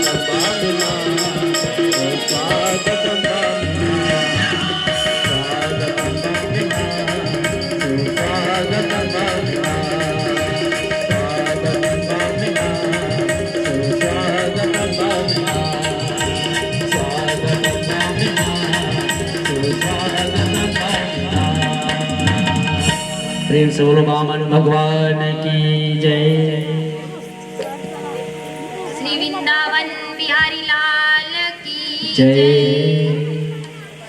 जैसे ही प्रभु वामन का रूप देखा है, समस्त देवतागण स्वयं ब्रह्मा जी भी स्तुति कर रहे हैं। नमस्ते कृष्णिन गर्भाय वंदे गर्भाय वेधसे, त्रिनभाय त्रिपिष्टाय श्रीविष्टाय विष्णवे। समस्त देवतागण बड़े हर्षित हैं। इधर जो राजा बलि है प्रभु का छोटा सा रूप देख करके बारंबार उसके चरणों में प्रणाम कर रहे हैं और कह रहे हैं कि हे ब्राह्मण देव प्रभु पधारो, आपका स्वागत है। हमारे यहाँ जो यज्ञ हो रहा है उसमें आपका स्वागत है प्रभु।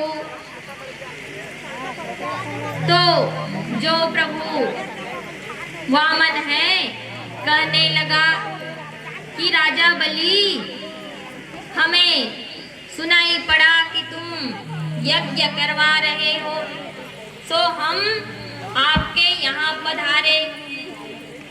जो राजा बलि था कहने लगा, ब्राह्मण देवता बताइए हम आपकी क्या सेवा कर सकते हैं। वामन भगवान कहने लगे कि राजा बलि, जो तुम्हारे पूर्वज थे ना, बड़े दानी थे, सो हम मन में यही विचार करके आए कि आप यज्ञ करवा रहे हो, आप भी दान करोगे। तो जो राजा बलि था कहने लगा, ब्राह्मण देवता आपको क्या चाहिए, हम आपके इच्छा अनुसार दान देंगे।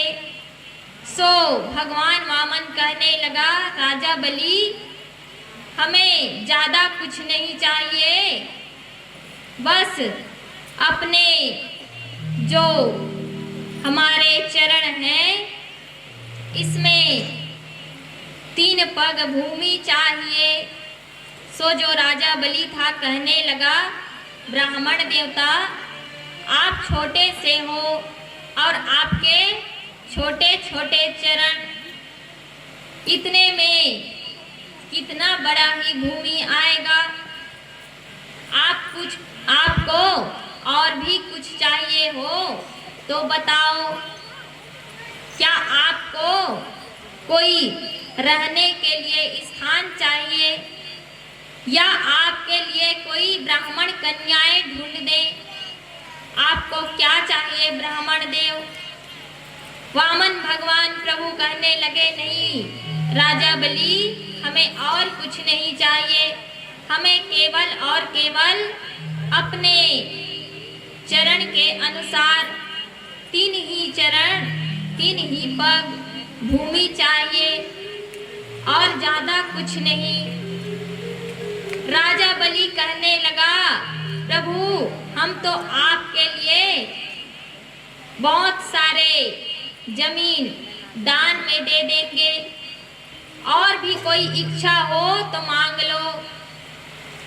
सो प्रभु कहने लगा कि नहीं नहीं और कुछ नहीं चाहिए।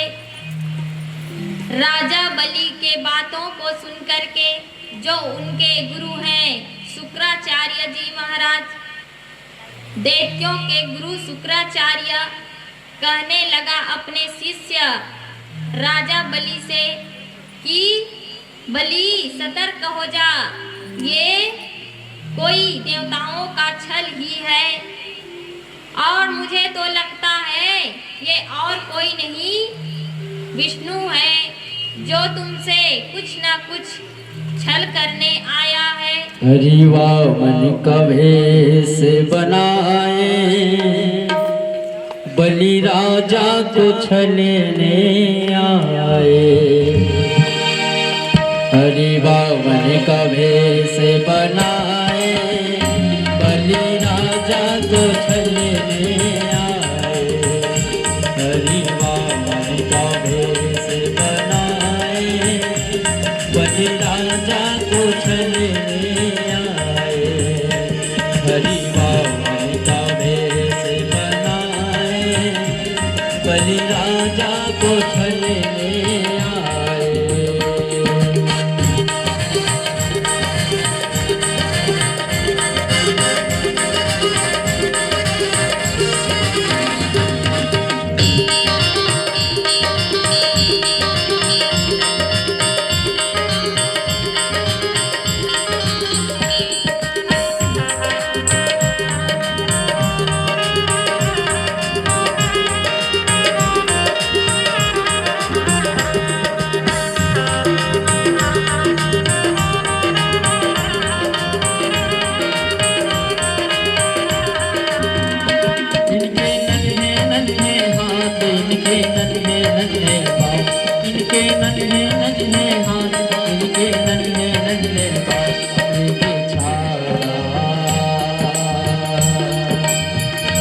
मृग छाला बगल में दबाए, मृग छाला बगल में दबाए, बलि राजा को छलने आए। हरि वामन का भेष बनाए, बलि राजा को छलने आए।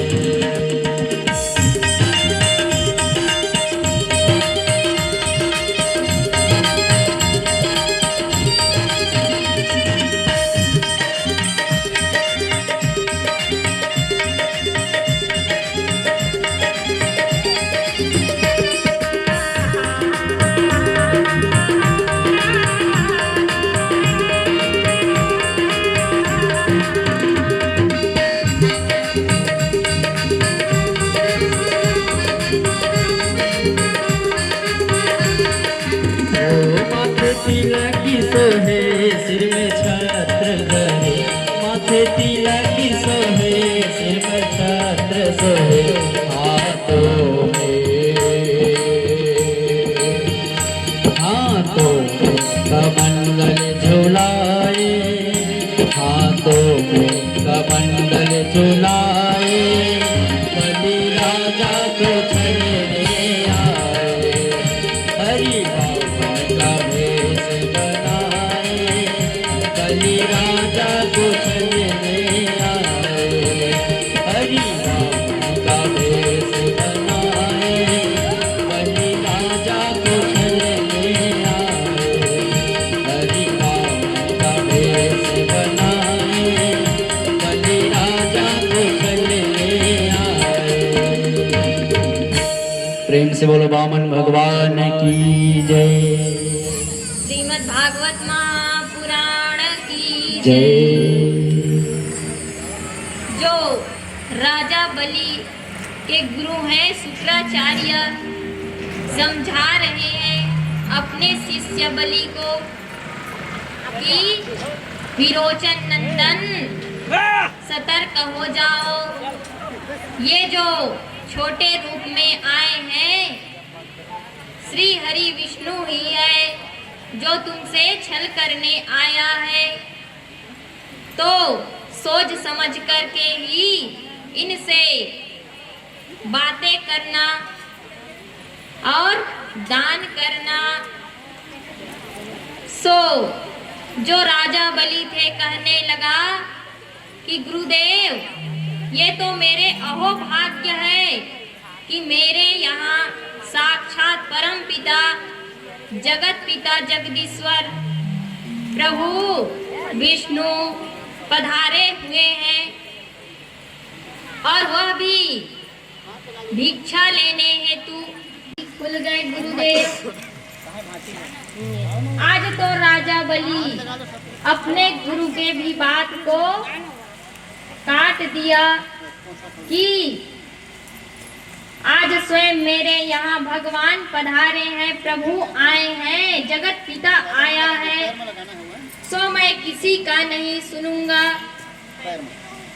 और वामन भगवान से कहने लगा कि हे ब्राह्मण देव, अब मैं तैयार हूँ, आपको जो चाहिए मांग लीजिए। वामन भगवान कहने लगा और कुछ नहीं, केवल और केवल 3 पग भूमि। राजा बलि जो है दान करने हेतु संकल्प बोलने को कहे अपने गुरु शुक्राचार्य जी को। तो जो शुक्राचार्य जी थे वह कहने लगा कि हम संकल्प नहीं करेंगे, नहीं बोलेंगे, क्योंकि तुम हमारे बात को नहीं मान रहे, हमारे समझाए हुए विचार को नकार रहे हो, हम संकल्प नहीं बोलेंगे। तो वामन भगवान कहने लगा राजा बलि लाओ, जल लाओ, हम संकल्प करते हैं, हमें भी संकल्प बोलना आता है। सो जो उनकी पत्नी राजा बलि की जो पत्नी थी वह सुंदर से कलश में जल लेकर के आए और आकर के उस जल को संकल्प करने के लिए भगवान वामन को दिया और भगवान वामन संकल्प स्वयं बोलने के लिए जैसे ही जल को अपने हाथों में लेना चाहा, तो जो जल है वह उसके हाथों पर नहीं आ रहा है। क्यों नहीं आ रहा है? क्योंकि जो राजा बलि के गुरु शुक्राचार्य अपने शिष्य के धन को बचाने के लिए सूक्ष्म रूप में जा करके उस जल पात्र में बैठ गया है ताकि जल हाथ पर न आए और संकल्प ही ना हो और जब संकल्प नहीं होगा तो हमारे शिष्य का धन बच जाएगा, कोई दान नहीं होगा। सो शुक्राचार्य जो है आचमन करके उसका जो है जल में चरणामृत लेकर के अपने कमंडलों में डाल लिया। इस प्रकार से प्रभु दूसरे पग में पढ़ाए। इधर पृथ्वी से लेकर के पूरे अताल लोक, पताल लोक, रसातल, तलातल, वितल लोक, पूरे सात लोक को नाप लिया प्रभु ने। 7 लोक ऊपर, 7 लोक नीचे। 2 पग में भगवान वामन नाप लिया।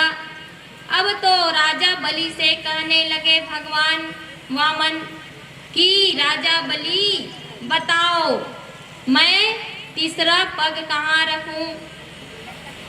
तो जो राजा बलि के पत्नी है विंध्यावली अपने पतिदेव राजा बलि की ओर इशारा कर रही है कि प्रभु स्वामी, हे पतिदेव, ये जो हमारा शरीर है यह भी तो पंच भौतिक शरीर है, इसलिए आप अपने आप को, अपने इस शरीर को ही प्रभु को अर्पण कर दो, क्योंकि ये जो शरीर है क्षिति जल पावक गगन समीरा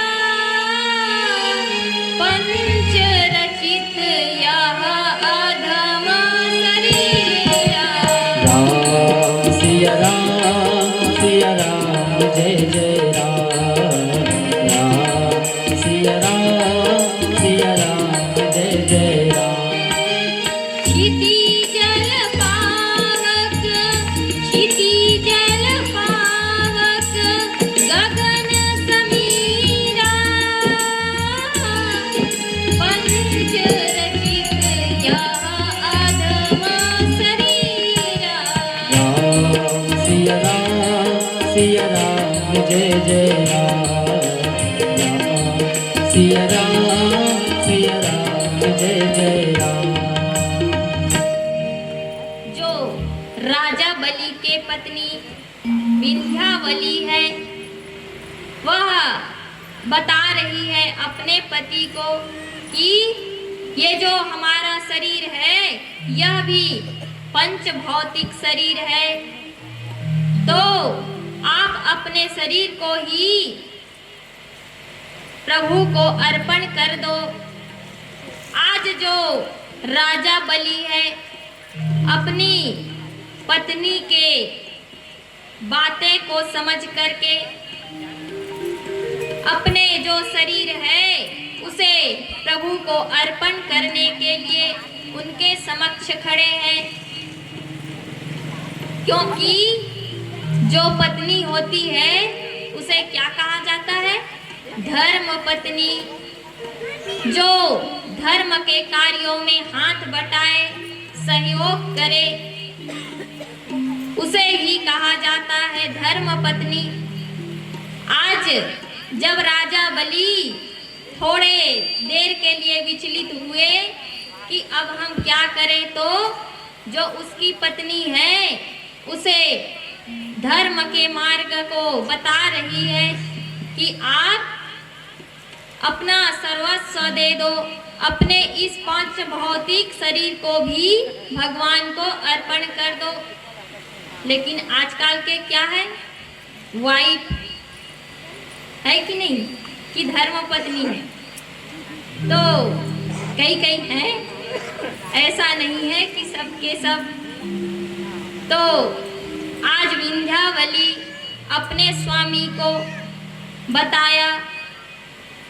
अब तो राजा बलि भगवान वामन के समक्ष खड़े हैं और जो भगवान वामन है वह राजा बलि के सिर पर अपना पग रख करके उसे तीसरा पग बनाया। मेरे सिर पर रख दो बाबा अपने ये दोनों हाथ, और देना है तो दीजिए जन्म जन्म का साथ।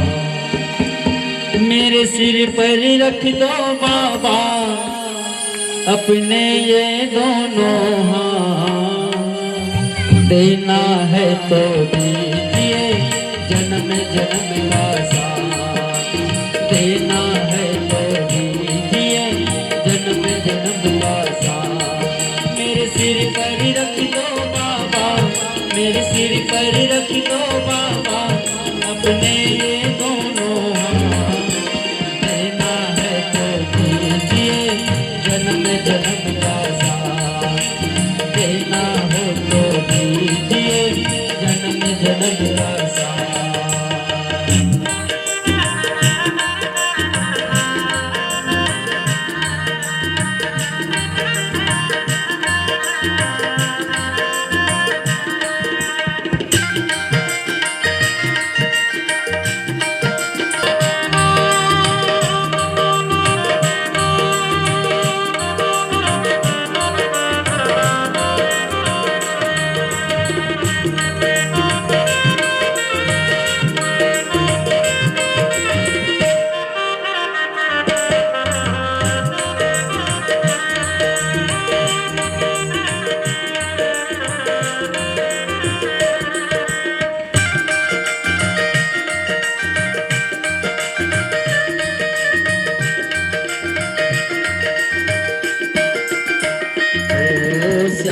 तेरे चरणों की धूली घन दौलत से महकी है, श्याम तेरे चरणों की धूली घन दौलत से महकी है। एक नजर कृपा की बाबा नाम जप से महकी है, एक नजर कृपा की बाबा नाम जप से महकी है। मेरे दिल की तमन्ना यही है, मेरे दिल की तमन्ना यही है, करूं सेवा तेरी दिन रात, देना है तो दीजिए जन्म जन्म का साथ, देना हो तो दीजिए जन्म जन्म का साथ। मेरे सिर पर रख दो बाबा, मेरे सिर पर रख दो बाबा अपने ये दोनों हाथ, देना हो तो दीजिए जन्म जन्म का साथ, देना हो तो दीजिए जन्म जन्म का साथ, देना हो तो दीजिए जन्म जन्म का साथ, देना हो तो दीजिए जन्म जन्म का साथ। प्रेम से बोलो माँ के बिहारी लाल की जय, श्रीमद् भागवत महापुराण की की जय। जय। आज तो प्रभु जो है अपने भक्त का सर्वस्व लेकर के स्वयं ही उसके अधीन हो गए। आज तो भगवान वामन राजा बलि को सूतल लोक का राजा बना दिया और स्वयं उसके द्वारपाल बन करके खड़े हैं। और जो राजा बलि है वह 2,70,000 वर्षों तक की राज्य की। इस प्रकार से श्री सुखदेव जी महाराज वामन भगवान के चरित्र का वर्णन कर रहे हैं और नाना प्रकार के कथा श्रवण करा रहे हैं राजा परीक्षित को, और बताते हैं कि हे राजन, अब मैं उस सूर्यवंश का वर्णन करने जा रहा हूँ जिस सूर्यवंश में मेरे प्रभु राघवेंद्र सरकार का जन्म हुआ था। श्री रामचंद्र जी किस वंश में जन्म लिए थे? क्या कहते थे उसे? सूर्यवंशी।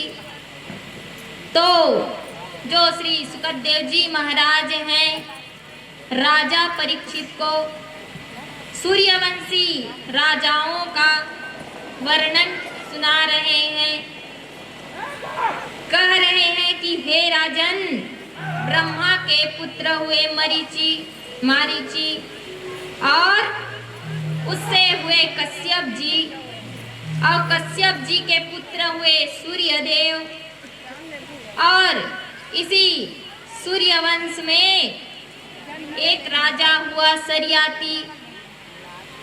ये जो सरियाती राजा थे, इसकी एक पुत्री थी जिसकी नाम थी सुकन्या।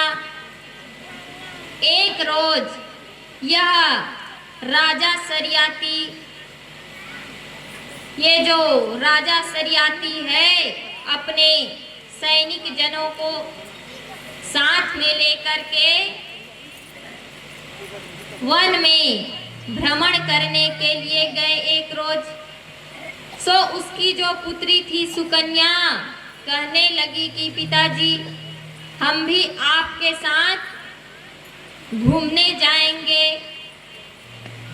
सुंदर सुंदर से वृक्ष होंगे, सुंदर सुंदर जीव जंतु होंगे, सो हम भी देख करके आएंगे आपके साथ में।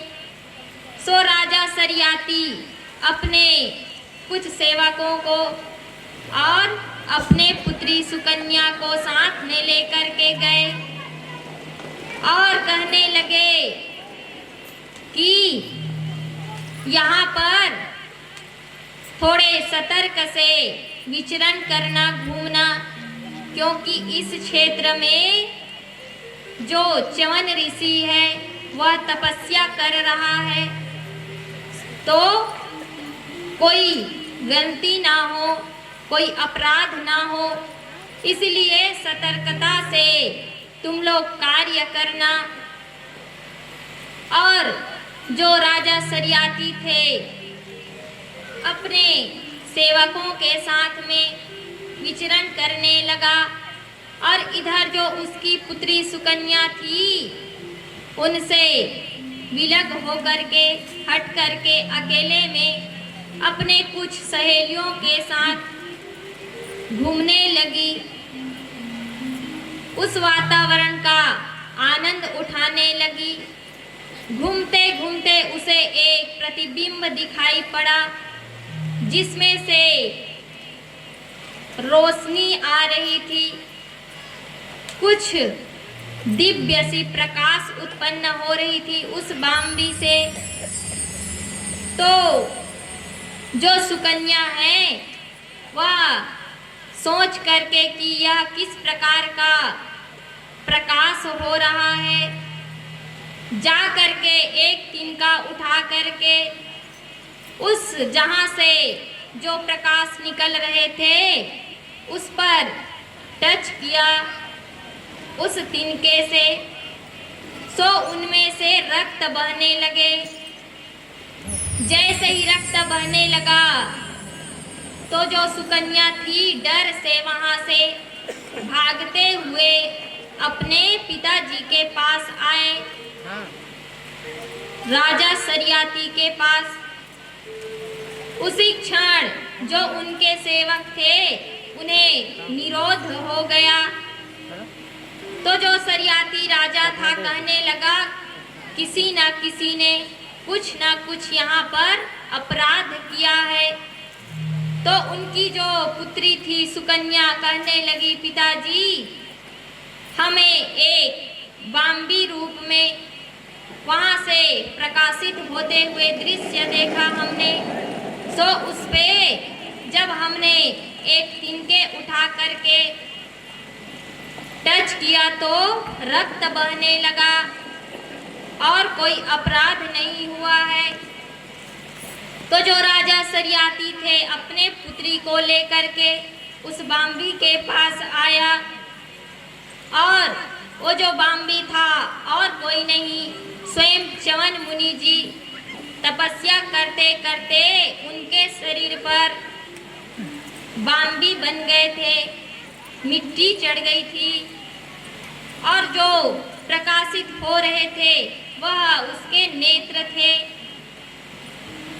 आज तो राजा सरियाती जब देखा कि बड़ा अपराध हो गया है उसके पुत्री के हाथों, तो राजा सरियाती उस चमन ऋषि के शरीर पर लगे हुए मिट्टी को, बांबी को हटाया और उसे जल से स्वच्छ किया और करके उनसे क्षमा याचना मांगे।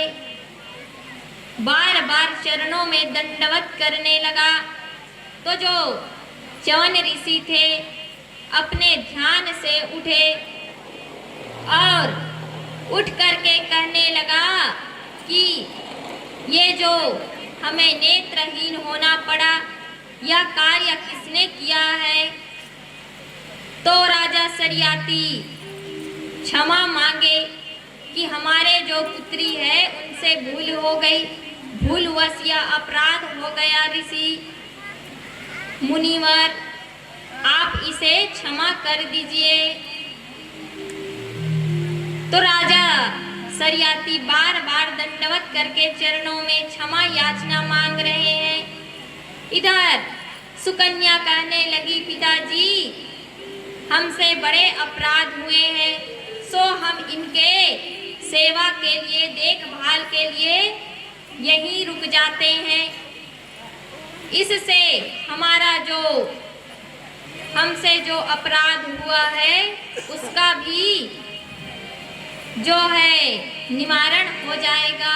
ठाकुर हमरे रमण बिहारी, हम हैं रमण बिहारी के। साधु सेवा धर्म हमारा, साधु सेवा धर्म हमारा।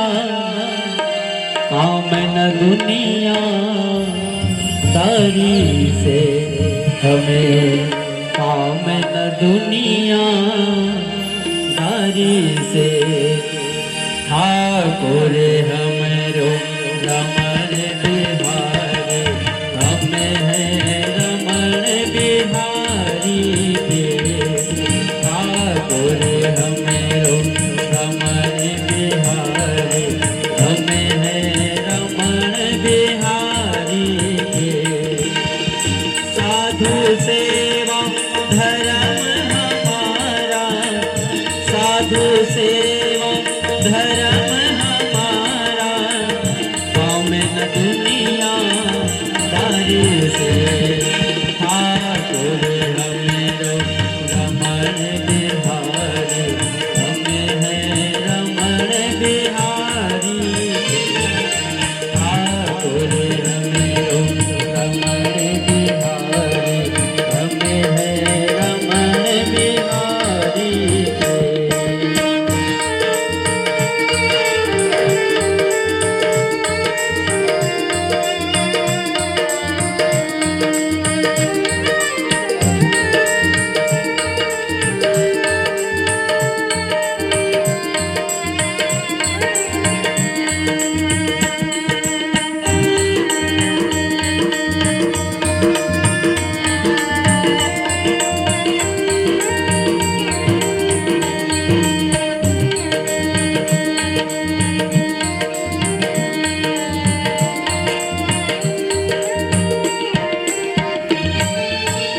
भला कहो चाहे बुरा कहो हमें, भला कहो चाहे बुरा कहो हम।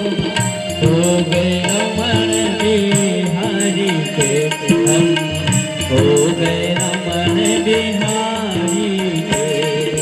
ठाकुर हमरो रमण बिहारी, हम हैं रमण बिहारी के। ठाकुर हमरो रमण बिहारी,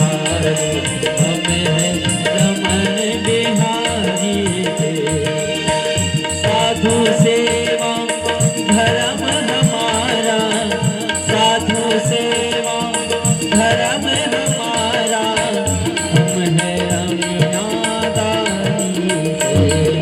ठाकुर हमरो रमण बिहारी, हम है रमण बिहारी से। ठाकुर हमरो रमण बिहारी, हम है रमण बिहारी से।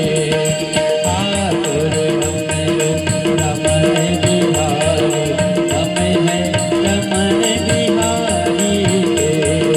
हम है रमण बिहारी से, हम है रमण बिहारी के।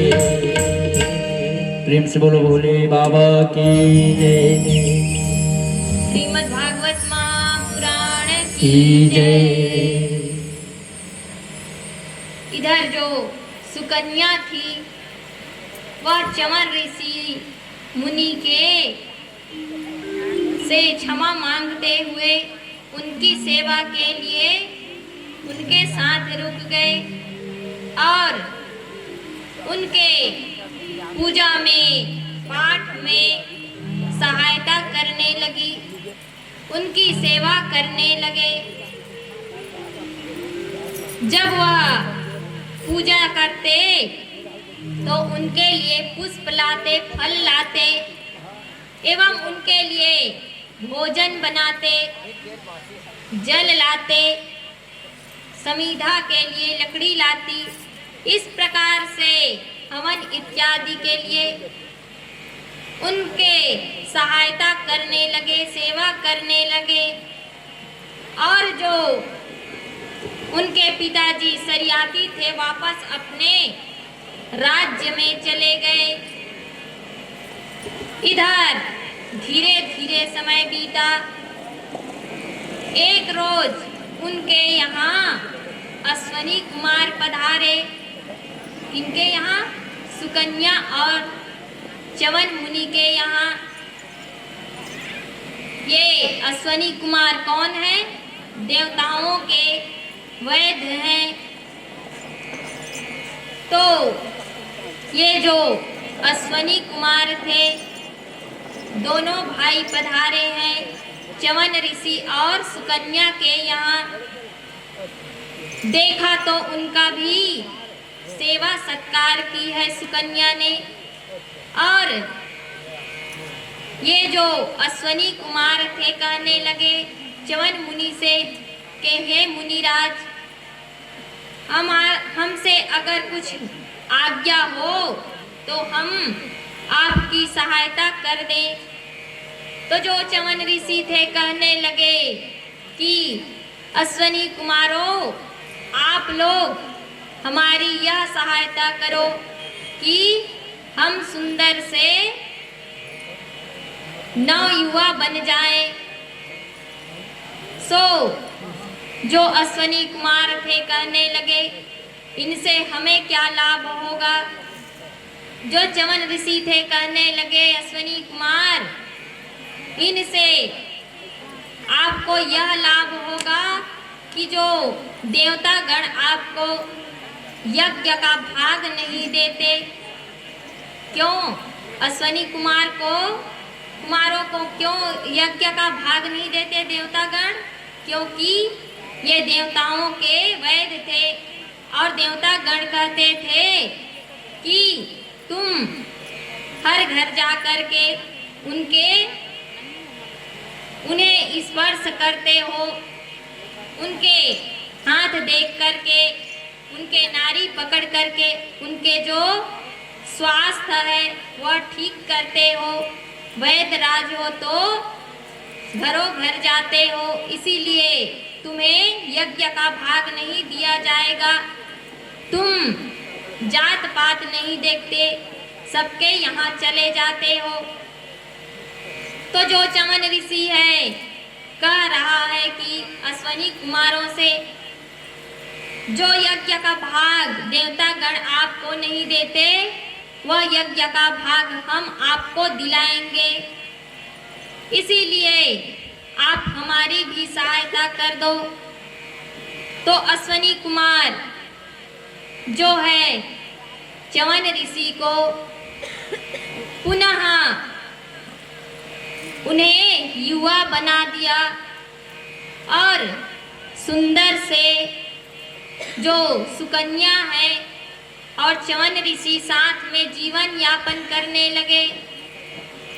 अब तो एक रोज सुकन्या के पिताजी राजा सरियाती अपने पुत्री से मिलने के लिए उस क्षेत्र में आए जहां पर उसकी पुत्री रहती थी और आकर के देखा तो एक सुंदर से दिव्य पुरुष और उसकी पुत्री सुकन्या साथ में बैठे हुए वार्तालाप कर रहे हैं, बातें कर रहे हैं।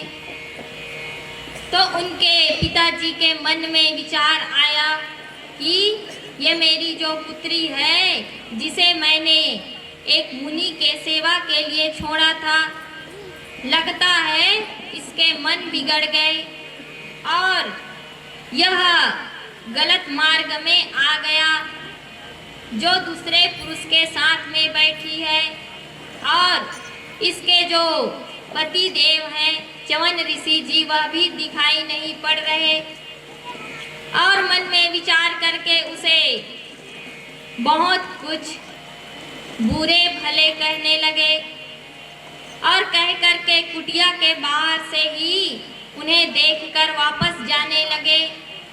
तो जो उनकी पुत्री थी उसकी दृष्टि पड़ी अपने पिताजी पर और जा करके अपने पिताजी को कुटिया के अंदर बुला करके लाए। तो जैसे ही बुलाया तो उनके पिताजी उन्हें गालियां देने लगे कि तुम कुलनाशनी हो, हमारे कुल का नाश कर रही हो और दूसरे पुरुष के साथ में बैठी हो, तुम्हें लज्जा नहीं आती। तो जो सुकन्या है कहने लगे पिताजी ये वही च्यवन ऋषि हैं जो निर्बल से वृद्ध से दिखाई पड़ रहे थे, आपके दामाद जी। सो इन्हें जो अश्वनी कुमार आए थे इसे नव युवा बना करके गए हैं। तो जो राजा सरियाती था बड़ा प्रसन्न हुआ अपने पुत्री की घर गृहस्थी को देख करके और च्यवन ऋषि को कहे कि मैं यज्ञ करवा रहा हूँ तो तुम यज्ञकर्ता बन करके मेरे यहाँ चलो और यज्ञकर्ता बनो। तो राजा सरियाती च्यवन ऋषि को लेकर के अपने पुत्री को साथ में लेकर के अपने यहाँ यज्ञ में सम्मिलित किए। तो जो बातें कही थी च्यवन ऋषि अश्वनी कुमारों से कि हम यज्ञ का भाग दिलाएंगे तुम्हें, तो वह च्यवन ऋषि का समय आ गया था अपने वचनों का पालन करने का। तो आज तो यज्ञ में जैसे ही भाग देने वाले थे च्यवन ऋषि उन अश्वनी कुमारों को, तो जो देवराज इंद्र थे आकर के हाथ में वज्र लेकर के मारने दौड़े। तो च्यवन ऋषि अपने तपोबल से राजा इंद्र के हाथ को स्तंभित कर दिया और देवराज इंद्र जैसे थे वैसे खड़े रह गए। इस प्रकार से जो च्यवन ऋषि थे अश्वनी कुमारों को यज्ञ का भाग दिलवाया। श्री सुखदेव जी महाराज राजा परीक्षित को बता रहे हैं कि हे राजन, इसके बाद राजा सरियाती के ही वंश में अम्बरीश हुआ। ना भागो ना भागपत्यम या तम भ्रतरा कविम या विष्टम व्याभजन दाम्यम ब्रह्मचारिण मागतम। जो सरियाती था उसके वंश में नाभाग हुए और नाभाग के पुत्र हुए नभग। इनके यहाँ अम्बरीश हुआ। और ये जो अम्बरीश था वह बड़े धर्मात्मा थे, बड़े ज्ञानी थे, बड़े ही विद्वान थे और पूजा करते, भजन करते, प्रभु का चिंतन करते रहते। और ये जो अम्बरीश था यह एकादशी का भी व्रत करता, जितने भी धर्म के नियम हैं उसे विधि पूर्वक करते और सब में प्रभु का दर्शन करता। ये जो अम्बरीश था एक रोज एकादशी पड़ा तो व्रत रखा और इनके जो व्रत के प्रभाव हैं श्री सुखदेव जी महाराज राजा परीक्षित को बता रहे हैं। एक रोज एकादशी का व्रत रखे राजा अम्बरीश और दूसरे पहर द्वादशी तिथि को ही त्रयोदशी लगने वाली थी। कुछ ही समय बची थी द्वादशी से त्रयोदशी लगने को। सो राजा अम्बरीश उपवास से पारण करने के लिए बैठे थे। उसी समय दुर्वासा ऋषि का आगमन हुआ राजा अम्बरीश के यहाँ। तो अब घर में कोई अतिथि आएगा तो सबसे पहले उसका सेवा सत्कार होगा और कहीं भोजन के समय आ जाए तो क्या कहते हैं, आप भी भोजन करो। तो दुर्वासा ऋषि को देख करके राजा अम्बरीश कहने लगा, आओ पधारो मुनिवर, ऋषिगण, महात्मन पधारिए, आपका स्वागत है। आप आइए, साथ में भोजन करेंगे। और तो हमारा एकादशी का व्रत था, आज पारण करेंगे। सो जो दुर्वासा ऋषि जी थे वह कहने लगे कि राजा अम्बरीश, हम त्रिकाल संध्या करते हैं, इसीलिए अभी हमारा संध्या वंदन करने का वक्त हो चुका है, तो हम स्नान करने जाएंगे और स्नान करके वापस आएंगे तो ही भोजन करेंगे। राजा अम्बरीश अब तो धर्म संकट में पड़ गया, क्योंकि द्वादशी के बाद त्रयोदशी लगने ही वाले थे और एकादशी का व्रत का नियम यह है कि द्वादशी में ही अपना पारण कर लेना चाहिए। त्रयोदशी लगने से पूर्व पारण करने के लिए राजा अम्बरीश कुछ ही समय बचे थे त्रयोदशी में, सो वह धर्म संकट में पड़ गए। इधर जो दुर्वासा ऋषि था स्नान ध्यान करने चला गया, संध्या वंदन करने चला गया। इधर राजा अम्बरीश विचार करते हुए बैठे थे। उसी समय नारद जी पधारे और नारद जी जब भी आते हैं क्या कहते हैं, श्रीमन्नारायण नारायण नारायण, श्रीमन्नारायण नारायण नारायण, श्रीमन्नारायण नारायण नारायण, श्रीमन्नारायण नारायण नारायण। नारद जी पधारे, प्रभु का नाम लेते हुए, कीर्तन करते हुए हाथ में वीणा लिए और राजा अम्बरीश का जो उदास सा चेहरा था देख करके कहने लगे, राजा अम्बरीश, ऐसा क्या बात हुआ कि आप उदास से दिखाई पड़ रहे हो। राजा अम्बरीश अपना हाल सुनाया कि दुर्वासा ऋषि जी आए हैं हमारे यहाँ और हमें अपना व्रत का पारण करना है। अब क्या करें, कुछ ही समय में त्रयोदशी लगने वाली है।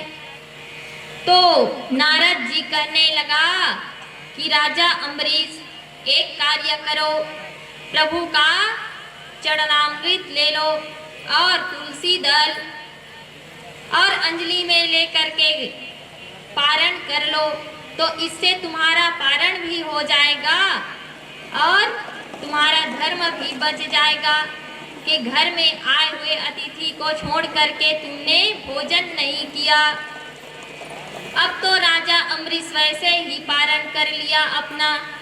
इधर दुर्वासा ऋषि जी आए, बड़े क्रोधी दुर्वासा ऋषि जी तमतमाते हुए क्रोध में आए और कहने लगे, ए राजा अम्बरीश, मैं तुम्हारे यहाँ पधारा और तुम हमें भोजन में आमंत्रित किए और हमारा प्रतीक्षा भी नहीं किया, और क्या कर लिया, भोजन कर लिया, अपना पारण कर लिया। और क्रोध में आकर के क्रोधवश अपने सिर से केस उखाड़ करके पटके जमीन पर, उसी क्षण कृत्या उत्पन्न हो गई और वह कृत्या को कहा कि इस अम्बरीश को नष्ट कर दो, मार डालो, हमारा अपमान किया है। दुर्वासा ऋषि के कहने पर वह कृत्या जैसे ही राजा अम्बरीश को मारने के लिए दौड़े, उसी समय प्रभु चतुर्भुज रूपधारी प्रभु विष्णु प्रकट हो गए। बोलिए श्रीमन नारायण भगवान की जय। अपने भक्त की रक्षा के लिए और उस कृत्या को अपने सुदर्शन चक्र से नष्ट कर दिया प्रभु ने और अपने भक्त की रक्षा की। अब तो वह सुदर्शन चक्र कृत्या को मारने के बाद दुर्वासा ऋषि के पीछे लग गए और दुर्वासा ऋषि भागने लगे इधर से उधर। भागते भागते गए ब्रह्मा जी के लोक में, ब्रह्मलोक में ब्रह्मा जी के पास और कहा, हे ब्रह्मा जी, आप मेरी इस सुदर्शन चक्र से रक्षा कीजिए। ब्रह्मा जी कहने लगे कि दुर्वासा, तुमने बड़ा अधर्म का कार्य किया है, क्योंकि एक भक्त को आघात पहुंचाने का काम किया है। तो अब तुम ही जानो अपना कार्य, हम कुछ नहीं कर सकते। तो जो दुर्वासा ऋषि थे, आगे आगे दुर्वासा ऋषि, पीछे पीछे सुदर्शन चक्र, और दुर्वासा ऋषि शिव शंकर के पास गए और जाकर के शिव शंकर भोलेनाथ प्रभु से कहा, आप हमारी रक्षा करो प्रभु। तो शंकर जी कहने लगे, जिसका सुदर्शन चक्र वही जाने, हम कुछ नहीं कर सकते। आज तो सुदर्शन चक्र पीछे पीछे और दुर्वासा ऋषि आगे आगे दौड़ रहे हैं सुदर्शन चक्र के डर से, और इस प्रकार से इस लोक से उस लोक भाग रहे हैं। इसी तरह उन्हें 1 वर्ष बीत गए। अब तो प्रभु विष्णु के पास गए वैकुंठ धाम और जाकर के हाथ जोड़ करके कहने लगे, हे प्रभु विष्णु, इस सुदर्शन चक्र को शांत करिए प्रभु और हमारी रक्षा करो। प्रभु कहने लगे कि दुर्वासा, ये तो हमारे भक्त के अधीन है, हम स्वयं अपने भक्त के अधीन में रहते हैं, क्योंकि हम तो अपने भक्त के लिए कुछ भी करते रहते हैं। और प्रभु विष्णु कहते हैं कि अहम भक्ता पराधीनो स्वतंत्र इव द्विजः साधु निर्गस्त हृदयो भक्ते भक्त जन प्रियः। हम तो अपने भक्त जनों पर बड़े प्रसन्न रहते हैं, जो हमारे भक्त हैं हमें बड़े प्रिय लगते हैं। इसीलिए आज ये जो सुदर्शन चक्र है हमारे भक्त के अधीन है, हम स्वयं अपने भक्त के अधीन में हैं, हमारा हम पर ही कोई बस नहीं चलता। सो तुम अम्बरीश से ही क्षमा याचना मांगो। आज तो दुर्वासा ऋषि क्षमा याचना मांगे, उनसे हाथ जोड़ करके राजा अम्बरीश कहने लगा, हे मुनीश्वर, हे मुनि, आप हमसे क्षमा ना मांगिए, आप हमें ही क्षमा कीजिए।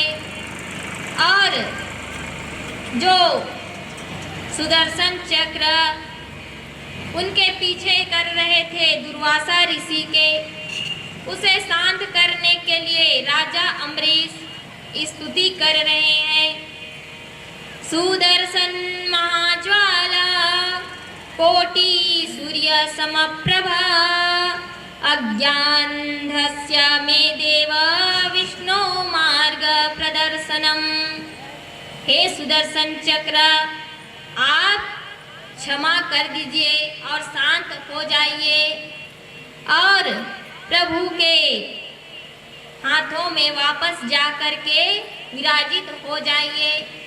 सो सुदर्शन चक्र वहीं पर शांत हो गए और पुनः प्रभु विष्णु के उंगली में जा कर के स्थापित हुआ। अब तो इधर दुर्वासा ऋषि चक्र सुदर्शन के प्रभाव से बच गए और जब तक जो दुर्वासा ऋषि है घूमते रहे इस लोक से उस लोक अपने बचाव के लिए, तब तक जो अम्बरीश था पारण ही नहीं किया था, भोजन नहीं किया था। फिर दुर्वासा ऋषि के आने के बाद वह पारण किया। इस प्रकार से श्री सुखदेव जी महाराज राजा परीक्षित को एकादशी का प्रभाव बता रहे हैं कि भगवान स्वयं अपने भक्तों के रक्षा के लिए स्वयं पधारते हैं और उनकी रक्षा करते हैं। श्री सुखदेव जी महाराज कहते हैं, राजन, इसी अम्बरीश के यहाँ जो है मान धाता हुए इसी के कुल में और बाहुक हुए और इनके ही यहाँ सगर हुई। जो सगर जी थे इनके 2 पत्नियां हैं। इनके 2 पत्नियां, एक का नाम है सुमति और दूसरी का नाम है केसरी। तो जो इसकी पत्नी केसरी है उसके गर्भ से असमंजस हुए और जो सुमति है उसके गर्भ से एक पिंड के रूप में हुआ, कोई बालक नहीं। उस मास के पिंड को जो सगर है वह 60,000 टुकड़ों में विभाजित कर दिया, तो उनके 60,000 पुत्र हो गए। इस प्रकार से वह जो सगर जी हैं उनके 60,000 और 1 पुत्र हुए। तो एक रोज उन्होंने यज्ञ करवाए और यज्ञ करवा करके यज्ञ में एक घोड़े छोड़े, जिस घोड़े को इंद्र जो है चुरा करके ले जा करके कहाँ बांध दिया, कपिल मुनि जी के आश्रम के बाहर। तो जो उनके 60,000 पुत्र हैं वह उस घोड़े को खोजते हुए गया, कपिल मुनि के आश्रम के बाहर देखा तो कहने लगा कि यही चोर है। बिना सत्य जाने उन पर लांछन लगाने लगा और कुछ भी बोलने लगा, अपशब्द कहने लगा। तो जो कपिल मुनि जी थे वह अपने ध्यान से तपस्या से उठे, तो जैसे उसके दृष्टि उन 60,000 पुत्रों पर पड़ी तो वही भस्म हो गए। अब तो इस 60,000 अपने भाइयों को खोजते हुए जो असमंजस है वह कपिल मुनि जी के आश्रम में पधारे आए और पूछा कि जब उस घोड़े को देखे बंधे हुए तो कि यहाँ हमारे भाई लोग आए थे क्या, तो कपिल मुनि जो है सारा वृतांत बताया। तो जो असमंजस थे कहने लगे, हे मुनिवर क्षमा कीजिए, अब बताइए कि इसका उद्धार क्या होगा, कब होगा, कैसे होगा। सो कपिल मुनि जी कहने लगे कि इसका उद्धार तभी होगा जब गंगा मैया यहाँ पधारेगी। अब तो जो असमंजस है वह तपस्या करने लगा गंगा मैया को धरती में लाने के लिए। चलिए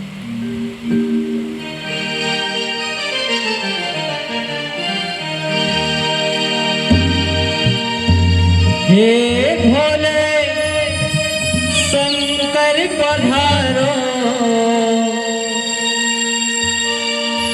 बैठ छिप के कहाँ गंगा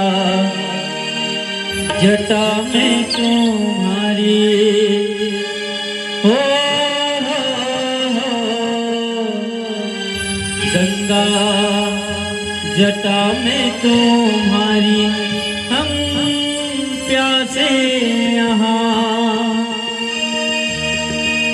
हे भोले शंकर पधारो, बैठ छिपी के कहाँ गंगा जटा में तुम्हारी, हम प्यासे यहाँ।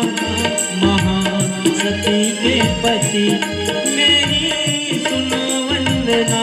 हे भोले शंकर पधारो, बैठ छिपी के कहाँ गंगा जटा में तुम्हारी, हम प्यासे यहाँ।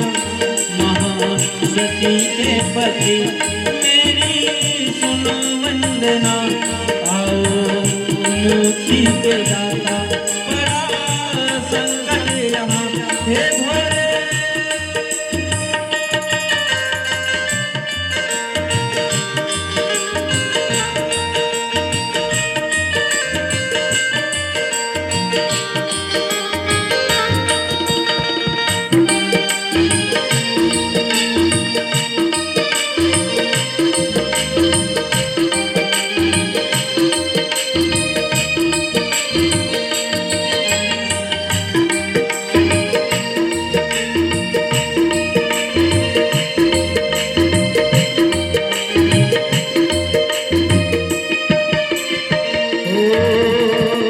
भागीरथी को प्रभु गंग में जीती, सागर जी के पुत्र को मुक्ति मिली थी।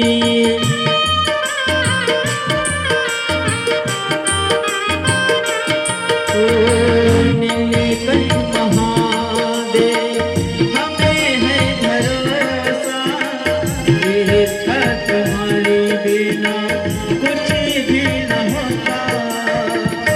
हे भोले शंकर पधारो, हे भोले शंकर पधारो, किसने रोका वहाँ। आओ भस्म रमैया सबको सती के यहाँ। महासती के पति मेरी सुनो वंदना। हे भोले शंकर पधारो, बैठ छिपी के कहाँ गंगा जटा में तुम्हारी, हम प्यासे यहाँ। महासती के पति मेरी सुनो वंदना। हे भोले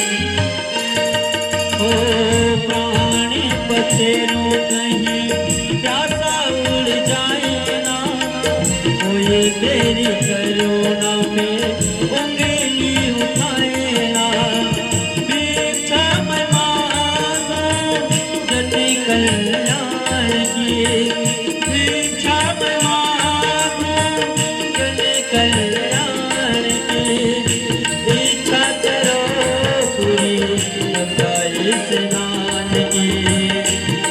अब न देर करो आके कष्ट हरो, मेरी बात रख लो, मेरी लाज रख लो। हे भोले गंगाधर पधारो, हे भोले गंगाधर पधारो, डोरी टूटी जाए ना मेरा जग में नहीं कोई तेरे सिवा, महासती के पति मेरी सुनो वंदना। हे भोले शंकर पधारो, बैठ छिपी के कहाँ गंगा जटा में तुम्हारी, कैसे यहाँ महासती के पति मेरी सुनो वंदना। आओ मुक्ति के दाता, बड़ा संकट यहाँ महासती के पति मेरी सुनो वंदना। प्रेम से बोलो गंगा मैया की जय, शंकर भगवान की जय। जय जय श्री राधे, जय जय श्री राधे, जय जय श्री राधे श्याम। वृंदावन बिहारी लाल की जय।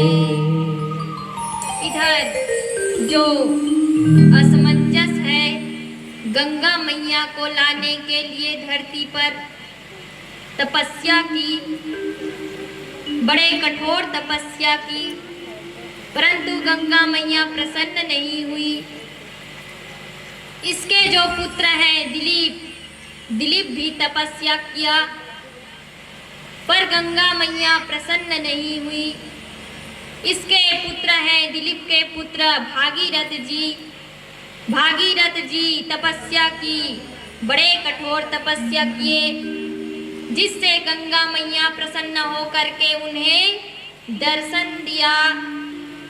जैसे ही गंगा मैया दर्शन देने के लिए प्रकट हुई, जो भागीरथी जी है स्तुति करने लगे। गंगा गंगेति यो प्रियात् योजना नाम सतेरपि, मुच्यते सर्व पापेभ्यो विष्णु लोकम च गच्छति। हे गंगा मैया, मारे 3 पीढ़ी गुजर गए माँ, तो जाकर के आपका दर्शन हुआ है। सो हे माँ, आप मेरे पूर्वजों को दर्शन दे करके उनका उद्धार करिए। तो जो गंगा मैया है कहने लगी, भागीरथी, मैं स्वर्ग से अगर सीधे पृथ्वी लोक में आऊंगी तो रसातल में चली जाऊंगी। सो मुझे धारण करने के लिए शिव शंकर भोलेनाथ को मनाओ।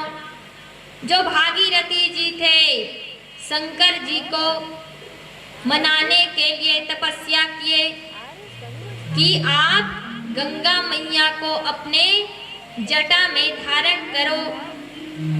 सो भागीरथी जी शंकर जी को मना रहे हैं और कह रहे हैं, आशुतोष शशांक शेखर चंद्रमौलि चिदंबरा, कोटि कोटि प्रणाम शंभु, कोटि नमन दिगंबरा। आशुतोष शशांक शेखर चंद्रमौलि चिदंबरा, कोटि कोटि प्रणाम शंभु, कोटि नमन दिगंबरा।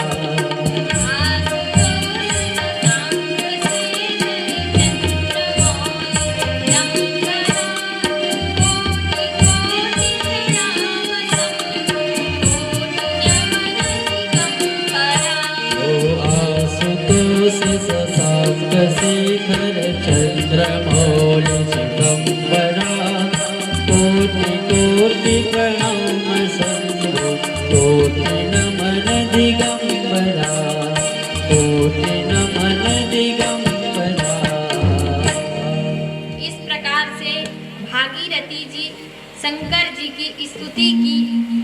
सो शंकर जी उन्हें दर्शन दिए तो भागीरथी जी कहने लगे, हे प्रभु, हे शिव शंकर, आप हमारे सहायता करें प्रभु।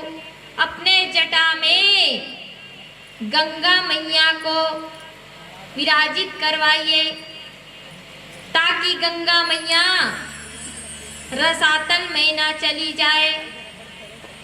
सो शिव जी तैयार हो गए और गंगा मैया को अपने जटा में धारण करने हेतु अपने जटा को फैला करके खड़े हो गए। और जो ब्रह्मा जी वामन भगवान के चरणामृत जो गंगा मैया अपने कमंडलू में रखे थे, उसे वहां से छोड़े जा करके प्रभु शिव शंकर के जटा में समाहित हो गई गंगा मैया। बोलिए गंगा मैया की जय।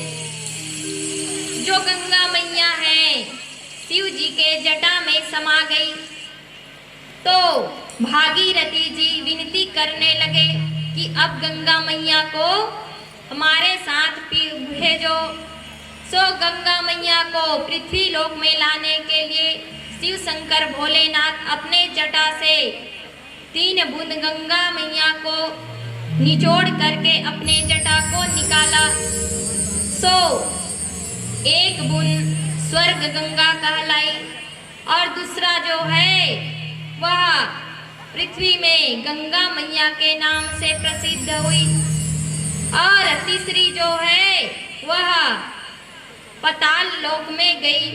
इस प्रकार से गंगा मैया कलकल के आवाज करते हुए, कलरव करते हुए गंगा मैया भागीरथी जी के साथ में पीछे पीछे उनके पूर्वजों के उद्धार के लिए चल रही है।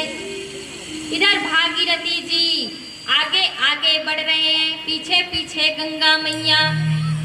और रास्ते में जहनु ऋषि के कुटिया आए, आश्रम आए। सो जहनु ऋषि जब देखा कि गंगा मैया के द्वारा उसके अन्य शिष्यों के कुटिया है वह क्षति पा रहे हैं, सो जहनु ऋषि जो है गंगा मैया को एक आचमन करके पी गए।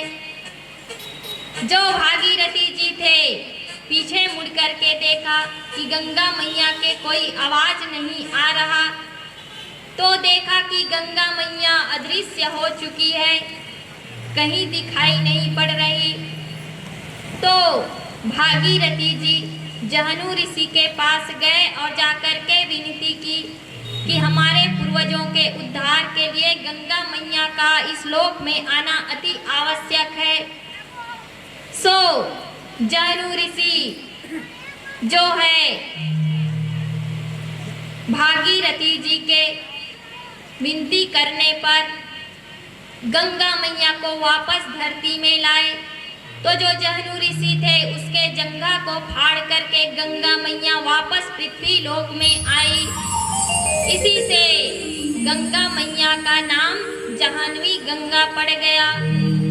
इस प्रकार से गंगा मैया कलरव करते हुए जो भागीरथी जी के पूर्वज भस्म हुए थे वहां गए और उन सब का उद्धार किया। इस प्रकार से जो उनके पूर्वज थे गंगा मैया के स्पर्श से दिव्य रूप धारण करके अपने पुत्र भागीरथी को सबको बारंबार धन्यवाद देते हुए और गंगा मैया को प्रणाम करके आकाश मार्ग की ओर चले गए। बोलिए गंगा मैया की जय। श्री सुखदेव जी महाराज राजा परीक्षित को कथा श्रवण करा रहे हैं कि हे राजन, इसी कुल में दशरथ जी हुए जिसे एक रोज भान हुआ कि दशरथ जी मन में विचार कर रहे हैं कि हमारे कोई संतान नहीं है और गोस्वामी जी लिख रहे हैं एक बार भूपति मन माही भय गलानी मोरे सुत जाई।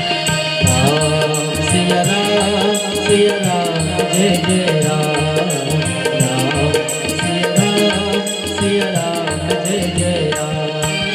गुरु गृह गए तुरंत महिपाला, चरण लागी विनय विशाला। राम सिया राम जय जय राम, राम सिया राम जय जय राम। बोलिए रामचंद्र भगवान की जय। एक बार दशरथ जी मन में विचार कर रहे हैं कि मेरे कोई संतान नहीं है, सो मेरे राजपाट को संभालने हेतु एक मुझे अपने पुत्र का आवश्यकता है। सो दशरथ जी अपने गुरु वशिष्ठ के पास गए, तो जा करके गुरु वशिष्ठ से कहे कि हमारे कोई संतान नहीं है, हे गुरुदेव आप कुछ कीजिए कि हमारे यहाँ भी किलकारियाँ गूंजे। जो समस्याएं होती है उसका समाधान कहाँ होता है? गुरु के पास। गुरु वशिष्ठ कहने लगे कि दशरथ तुम्हारे यहाँ अवश्य संतानें होगी, तुम्हारा पुत्र होगा। तुम क्या करो, पुत्रेष्टि यज्ञ करवाओ, जिसमें से अग्निदेव एक पात्र में खीर देंगे, जिसे ग्रहण करके तुम्हारी पत्नियां गर्भवती हो जाएगी।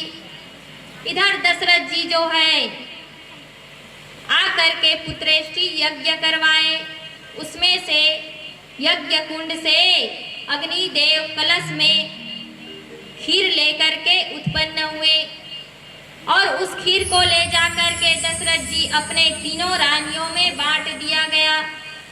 उसी खीर को ग्रहण करने के बाद माता कौशल्या, माता केकई और माता सुमित्रा गर्भवती हो गई। इधर वह शुभ अवसर आ गया कि प्रभु का आगमन होने वाला है।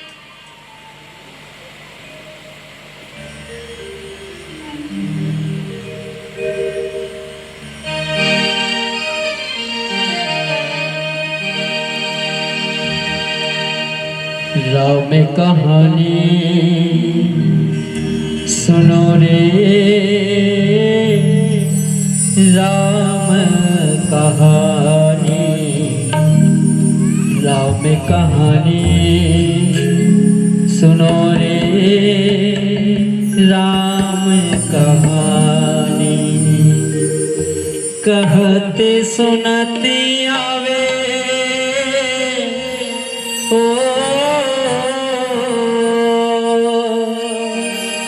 कहते सुनती आवे अखियों में पानी।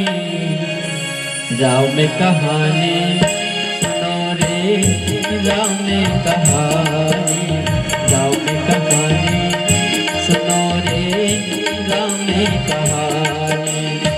कहते सुनती आवे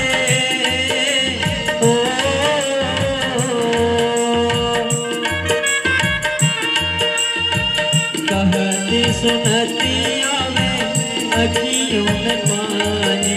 राम कहानी सुनो रे, राम कहानी, राम कहानी सुनो रे, राम कहानी।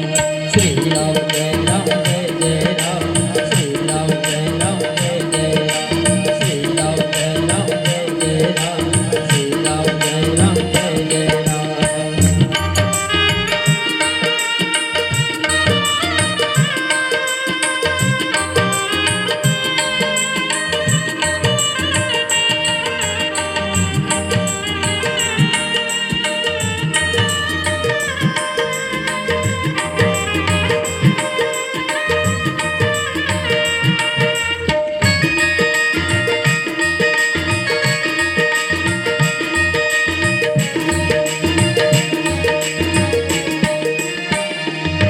दशरथ के राज दुलारे, कौशल्या के आंख के तारे।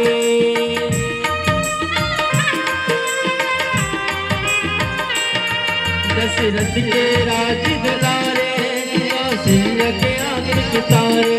वे सूर्य वंश के सूरज, वे रघुकुल के उजियारे। वे सूर्य वंश के सूरज, वे रघुकुल के उजियारे। राजीव नयन बोले,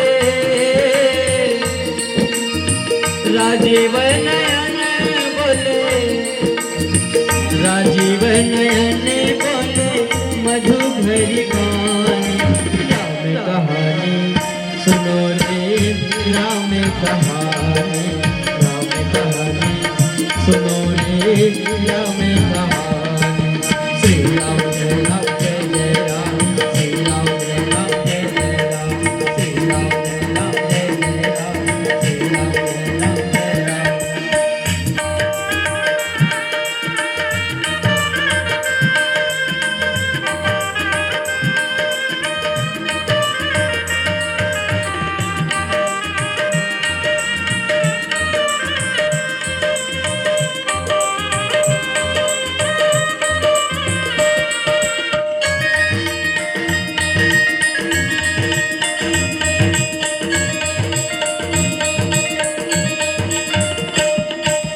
घर से बंद प्रभु करके ले आए सीतावर के। शिव धनुष भंग प्रभु करके ले आए सीतावर के। शिव धनुष भंग प्रभु करके ले आए सीतावर के। घर त्याग करे बनवासी, पित पे आज्ञा सिर धर के। घर त्याग करे बनवासी, पित के आज्ञा सिर धर के। लखन सियाले संगे, लखन सियाले संगे, लखन सियाले संगे, सोनी राजधानी। राम कहानी सुनो रे, राम कहानी, राम कहानी सुनो रे, राम कहानी। कहते सुनती आवे, कहते सुनते आवे, कहते सुनते आवे, अखियों में पानी। राम कहानी सुनो रे, राम कहानी, राम कहानी सुनो रे, राम कहानी। श्री राम जय राम जय जय राम, श्री राम जय राम जय जय राम, श्री राम जय राम जय जय राम, श्री राम जय राम जय जय राम, श्री राम जय राम जय जय राम, श्री राम जय राम जय जय राम, श्री राम जय राम जय जय राम, श्री राम जय राम जय जय राम, श्री राम जय राम जय जय राम, श्री राम जय राम जय जय राम। प्रेम से बोलो सियापति रामचंद्र की जय। वृंदावन बिहारी लाल की जय।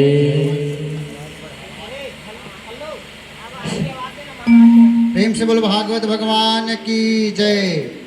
हाँ, घनश्याम प्रसाद सेन की तरफ से शिक्षक, माध्यमिक शाला मरगांव द्वारा सप्रेम भेंट 101 रुपया। बोल उनके कुटुंब परिवार की जय। श्रीमद् भागवत महापुराण की जय। इधर धीरे धीरे समय बीता। तीनों माताएं गर्भवती हुई और धीरे धीरे समय बीतने के बाद वह शुभ अवसर आया कि प्रभु राम का आवागमन का समय हुआ। श्री सुखदेव जी कहते हैं, राजन, 10वें मासिवे तस्य पुत्ररत्नम जायते, दीने दीने सावृधे शुक्ल पक्ष यथा शशि। धीरे धीरे समय बीत रहा है, जैसे शुक्ल पक्ष के चंद्रमा की तरह। इधर श्री गोस्वामी जी महाराज मानस में कहते हैं कि नवमी तिथि मधु मास पुनीता शुक्ल पक्ष अभिजीत हरि प्रीता। सिया राम जय जय राम राम सिया राम जय जय राम। बताओ, प्रभु राम आने वाले हैं और हमारे संगीत वाले भैया ही गायब। मध्य दिवस अति शीतल घामा पावन काल लोक विश्रामा। राम सिया राम जय जय राम राम सिया राम जय जय राम। गोस्वामी तुलसीदास जी कह रहे हैं, वह सुंदर तिथि आई, वह शुभ समय आया कि नवमी तिथि को प्रभु जो है चैत के मास शुक्ल पक्ष को नवमी तिथि को अभिजीत मुहूर्त में प्रभु श्री राम का प्रागट्य होता है माता कौशल्या के कक्ष में। बोलिए सियावर रामचंद्र की जय। सुंदर से प्रभु चतुर्भुज रूप में प्रकट हुए हैं माता कौशल्या के कक्ष में। मैया कौशल्या कहने लगी कि आपको तो पुत्र बन करके आने वाले थे और आप पिता बन करके आए हो। किसी बालक के हाथ को देखे हो, भुजा को देखे हो, 4 होती है या 2। सो प्रभु तुरंत सुंदर से छोटे से बालक के रूप में आ गए और इधर माता कैकेयी के कक्ष में भरत जी महाराज का आगमन हुआ है। बोलिए भरत जी महाराज की जय। और सुमित्रा मैया के कक्ष में एक नहीं 2 बालक आए हुए हैं, लक्ष्मण जी महाराज और शत्रुघ्न जी महाराज। बोलिए लक्ष्मण शत्रुघ्न दोनों भैया की जय। इस प्रकार से श्री सुखदेव जी महाराज राजा परीक्षित को प्रभु राम का जन्म का वर्णन सुना रहे हैं और इधर धीरे धीरे समय बीता और प्रभु चारों भैया श्री रामचंद्र जी, भरत जी, लक्ष्मण जी और शत्रुघ्न जी चारों भाई धीरे धीरे बड़े हुए और बड़े होने के बाद गुरुकुल गए, शिक्षा ग्रहण किए और शिक्षा ग्रहण करने के बाद वापस घर आए। धीरे धीरे समय बीता, विश्वामित्र जी आए और उन्हें श्री रामचंद्र जी को, प्रभु को अपने यज्ञ की सुरक्षा के लिए ले जाने के लिए पधारे दशरथ जी के यहाँ। दशरथ जी से कहे कि अपने पुत्र राम को मेरे साथ भेजो, क्योंकि जब मैं यज्ञ करता हूँ तो जो निशाच है वह आकर के आक्रमण करता है, मेरे यज्ञ को भंग कर देता है, नष्ट कर देता है, सो मैं यज्ञ नहीं कर पाता। तो इधर प्रभु राम को विश्वामित्र जी मांगने आए और दशरथ जी जो है प्रभु राम को अपने प्राणों से भी प्यारे समझते हैं, सो कहने लगे कि मेरे और भी पुत्र हैं, भरत को ले जाओ, लक्ष्मण को ले जाओ, शत्रुघ्न को ले जाओ। तो जो विश्वामित्र जी है कहने लगे, हे दशरथ हे दशरथ घबराओ नहीं, ये जो तुम्हारे पुत्र हैं यह जाएंगे तो अकेले, परंतु तुम्हारे बहुओं को साथ में लेकर के आएंगे। जब वापस आएंगे तो इस प्रकार से जो विश्वामित्र जी है प्रभु राम को और लक्ष्मण जी को साथ में लेकर के अपने यज्ञ की रक्षा के लिए गए हैं। रास्ते में ताड़का मिली, उसका वध किया प्रभु राम ने, एक ही बाण में उसका वध कर दिया और धीरे धीरे आगे बढ़े तो अहिल्या माता की जो शिला थी उसका भी उद्धार किया। इस प्रकार से प्रभु सब पर कृपा बरसाते हुए विश्वामित्र जी के यहाँ पहुँचे और वहाँ जब यज्ञ प्रारंभ हुआ तो मारीच और सुबाहु आया तो एक बाण मारे मारीच को, सो जा करके बड़े दूर में जा करके गिर गए और जो सुबाहु था उसे भी मार दिया। इस प्रकार से प्रभु राम विश्वामित्र जी के यज्ञ की रक्षा की। फिर वहां से प्रभु राम विश्वामित्र जी के साथ में जनकपुर गए और जनकपुर में सुंदर सा आयोजन रखा गया था जनक जी के द्वारा। जनक जी जो है यह प्रतिज्ञा ली थी कि जो भी धनुष का भंग करेगा उसी से हमारे पुत्री का विवाह करेंगे, उसी को अपने पुत्री का वर बनाएंगे। सो इधर विश्वामित्र जी प्रभु राम और लक्ष्मण को साथ में लेकर के जनकपुर गए। वहाँ रात्रि को समय बिताया। समय बिताने के बाद प्रातः काल अशोक पुष्प वाटिका में पुष्प लाने फल लाने अपने गुरु विश्वामित्र जी के पूजा के लिए पुष्प तोड़ने गए, पुष्प उतारने, तुलसी दल उतारने। इस प्रकार से उसके पूजा की सामग्री लाने के लिए पुष्प वाटिका में गए जहाँ मैया सीता भी गई थी। जैसे ही प्रभु राम का दृष्टि जो है मैया सीता पर पड़े सो जिस प्रकार से एक चकोर पक्षी चंद्रमा को टकटकी लगाए हुए देखता रहता है उसी प्रकार प्रभु राम मैया सीता को टकटकी लगाए हुए देख रहे हैं।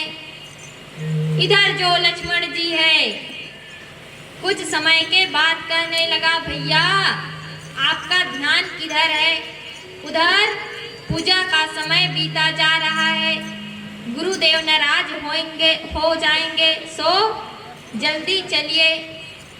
तो प्रभु राम पुष्प उतारे और तुलसी दल समस्त पूजा की सामग्री लेकर के विश्वामित्र जी के पास गए और उसके बाद जो है धनुष भंग होने का समय आया। समस्त राजाओं को सूचित किया गया था कि यहाँ पर धनुष भंग की जो कार्य है होने वाला है जनकपुर में जनक जी के यहाँ, और जो भी धनुष का भंग करेगा उसके साथ राजा जनक की पुत्री का विवाह होगा जिसकी नाम है जनक नंदनी जानकी माता सीता। सो 10,000 राजा आए हुए थे धनुष भंग में राजा जनक के महल में, और इधर विश्वामित्र जी प्रभु राम और लक्ष्मण को साथ में लेकर के गए हैं जनक के पास, उनके यहाँ जहाँ पर धनुष भंग होने का कार्य हो रहा था। सो एक एक करके सारे राजाएं उस धनुष को भंग करने हेतु प्रयास करने लगे, परंतु उसे हिला तक नहीं पाए। सो मन में विचार किया कि क्यों ना एक साथ मिलकर के प्रयास किया जाए।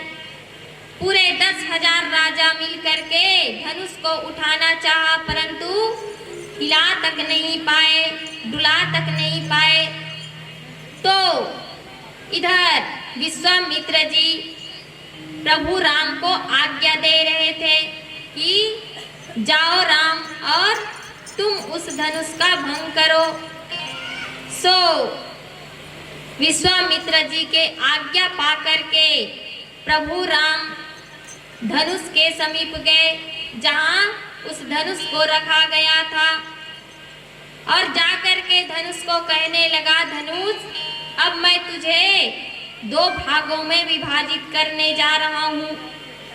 धनुष कहने लगा, प्रभु ये तो मेरे अहोभाग्य है, सौभाग्य की बात है, क्योंकि ना प्रभु जब मैंने माता जानकी को देखा तो बार बार चरण वंदन करता था, और जब आपका दर्शन हुआ, आपको देखे तो मन में विचार आया कि काश मैं 2 भागों में होता तो अपना एक भाग माता सीता के चरणों में रखता और दूसरा भाग आपके चरणों में प्रभु।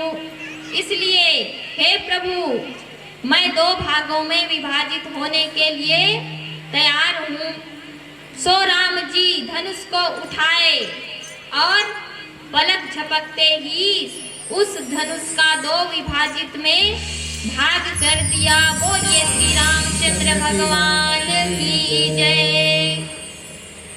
इधर मैया सीता को सुंदर वरमाला लेकर के तैयार करके प्रभु राम के पास धीरे धीरे मैया सीता बढ़ रही है, हाथ में वरमाला लिए हुए।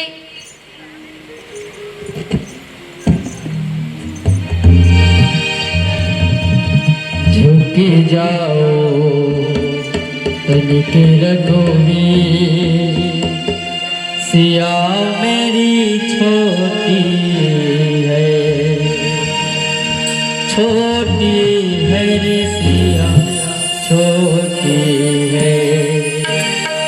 झुक जाओ तनिक रघुवीर, सिया मेरी छोटी है, झुक जाओ तनिक रघुवीर, सिया मेरी छोटी है, छोटी है नदी छोटी है, छोटी है नदी छोटी है।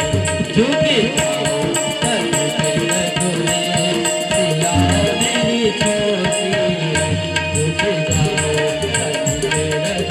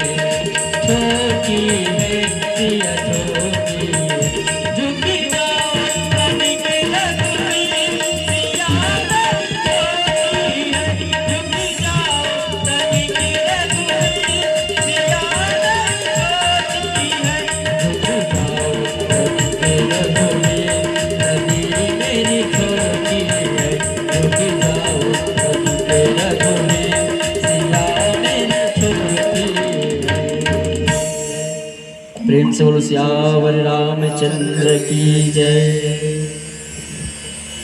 श्रीमद् भागवत महापुराण की जय। माता सीता हाथ में वरमाला लिए हुए प्रभु राम के पास पहुंची है। साथ में चतुर सखी के रूप में प्रभु शिव शंकर प्रभु राम के विवाह में सम्मिलित होने के लिए पधारे हैं और चतुर सखी के रूप में माता सीता के साथ गए हैं। इधर प्रभु जो राम है थोड़े बड़े हैं और माता सीता थोड़ी छोटी, सो उसके जो सखियां हैं माता सीता की और चतुर सखी के रूप में जो शिव शंकर भोलेनाथ गए हैं, कहने लगे प्रभु श्री राम से कि राम लला जरा सा थोड़ा सा झुक जाइए ताकि वरमाला का कार्य हो जाए, क्योंकि हमारी किशोरी जो है जरा छोटी है। सो लक्ष्मण जी रहे साथ में, कहने लगे अच्छा हम क्षत्रिय हैं, हम किसी के आगे झुकते नहीं और हमारा भैया धनुष भी तोड़े और झुके भी, ऐसा नहीं होगा। नहीं भैया बिल्कुल मत झुकना, हम क्षत्रिय हैं। इधर जो चतुर सखी के रूप में थे प्रभु शिव जी कहने लगे उसमें झुकने वाली कोई बात नहीं है, अगर थोड़े से नीचे हो जाएंगे तो वरमाला हो जाएगा। हमारी किशोरी जरा छोटी है। सो लक्ष्मण जी अकड़ में आ गए, हमारे भैया तो झुकेंगे नहीं। नहीं भैया राम बिल्कुल मत झुकना। इधर विश्वामित्र जी चिल्लाए लक्ष्मण जरा इधर आओ। जैसे ही बुलाए लक्ष्मण जी विश्वामित्र जी के पास गए, बोलिए गुरुदेव क्या आज्ञा है। विश्वामित्र जी कहने लगे लक्ष्मण क्या ऐसा ही भाई भाई में होता है। अभी अभी तुम्हारे बड़े भैया राम इतने बड़े कार्य किया है, जो कार्य 10,000 राजा मिलकर के नहीं कर पाए, उस कार्य को अकेले में पलक झपकते हुए अकेले ही कर गए। सो तुम इस 10,000 राजाओं को बता दो लक्ष्मण कि भाई भाई में कैसा प्रेम होता है। तुम्हारे बड़े भाई इतने बड़े कार्य किए हैं, जाओ और जा करके अपने भाई को साष्टांग प्रणाम करो। लक्ष्मण जी गए और जा करके भैया कह करके प्रभु राम के चरणों में गिर पड़े साष्टांग। उसी समय चतुर सखी के रूप में प्रभु शिव शंकर पधारे थे। माता सीता को कहे चलिए मैया बन गया काम, तुरंत माला जो वरमाला है प्रभु राम के गले में डाल दीजिए, क्योंकि जैसे ही लक्ष्मण जी साष्टांग झुके अपने भैया के चरणों में पड़े, तो अपने छोटे भाई को उठाने के लिए प्रभु राम झुक करके लक्ष्मण जी को उठा करके अपने हृदय से लगा लिया। उसी समय माता सीता वरमाला प्रभु राम के गले में डाल दिया। बोलिए सियावर रामचंद्र की जय। इस प्रकार से मैया सीता और प्रभु राम का वरमाला का कार्य हुआ और इधर पत्र भेजा दशरथ जी के पास कि बारात लेकर के आइए और विवाह करके माता सीता को विदा करके ले जाइए। पत्र गए दशरथ जी के पास, सो बड़े प्रसन्न हुए और बाराती लेकर के पधारे जनकपुर और विवाह हुआ। माता जानकी माता सीता का प्रभु श्री रामचंद्र जी के साथ और भरत जी के साथ में माता मांडवी का और जो लक्ष्मण जी है उसके साथ में माता उर्मिला और जो शत्रुघ्न जी है उनके साथ में मैया सुतकीर्ति का और चारों भाइयों का सुंदर सा विवाह हुआ। मंत्रों उच्चारण से विवाह हुआ, संपूर्ण हुआ विवाह। फिर चारों पुत्रियों को जनक जी महाराज विदा किए और जो दशरथ जी थे अपने चारों पुत्र प्रभु राम, भरत जी, लक्ष्मण जी, शत्रुघ्न जी सभी को अपने बहुओं को और बारातियों को सबको साथ में लेकर के गए अयोध्या। बड़े ही अयोध्या वासी बड़े प्रसन्न हैं कि हमारे प्रभु राम का विवाह हो गया। इस प्रकार से श्री सुखदेव जी महाराज राजा परीक्षित को प्रभु राम की लीलाओं का वर्णन सुना रहा है। इधर बड़े सुखपूर्वक दिन व्यतीत हुए। कुछ समय बीता और धीरे धीरे समय बीतने के बाद समय आ गया कि दशरथ जी प्रभु राम को राजा बनाना चाह रहे थे, राज तिलक करने वाले थे। इस बात को सुनकर के जो मंथरा थी माता कैकेयी को जा करके इस बात से भ्रमित कर दी कि अगर राम राजा बन गया तो तुम्हें दासी बना लेगा और जो कौशल्या है उसके तुम दासी बन जाओगी और तुम पर राज्य करेगी। इसलिए क्या करो, अपने पुत्र को राजा बनाओ और राम को वनवास भेज दो। सो जो मंथरा थी उसके बाद में आकर के कैकेयी मैया प्रभु राम को वनवास दे दिया, 14 वर्ष की वनवास, और अपने पुत्र भरत के लिए राजपाट मांगा। इधर जो दशरथ जी थे कहने लगे कि मैं अपने पुत्र राम के बगैर मर जाऊंगा, जी नहीं पाऊंगा, मेरे प्राण निकल जाएंगे, क्योंकि वह मेरे प्राणों से भी प्यारे हैं मेरे पुत्र राम, और कुछ मांग लो। चलो ठीक है, राजा मत बनाओ पर अयोध्या में ही रहने दो, वनवास मत भेजो। सो मैया कैकेयी मंथरा की बुद्धि में चलने लगी और हठ में आ गई। इधर प्रभु राम को वनवास हो गया। लक्ष्मण जी साथ में जाने के लिए प्रभु राम से आज्ञा लेने आए। प्रभु राम ने कहा कि माता से आज्ञा लेकर के आओ। सो लक्ष्मण जी गए माता सुमित्रा से आज्ञा लेने।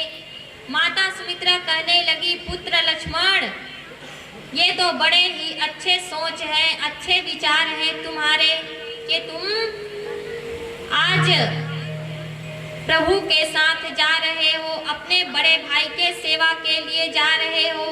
सो तुम्हें आज्ञा लेने की कोई जरूरत नहीं। तुम्हें तो मैं कब का माता सीता और राम को सौंप दिया है। आज से वही तुम्हारी माता और पिता है, तुम उसके साथ चले जाओ। सो लक्ष्मण जी और प्रभु राम मैया सीता वनवास को गए। उधर जो शूर्पणखा है वह आई और प्रभु राम के आगे यह प्रस्तावना रखी कि आप हमसे विवाह कर लो। प्रभु राम तैयार नहीं हुए। सो जो शूर्पणखा थी वह लक्ष्मण जी के पास गए। लक्ष्मण जी उसके नाक को काट दिया और जाकर के अपने भाई रावण को बताया और बदला लेने के लिए शूर्पणखा अपने भैया रावण को भेजा। जो रावण है आकर के माता सीता को हरण करके ले गए। इधर प्रभु राम वन वन भटके माता सीता के खोज में।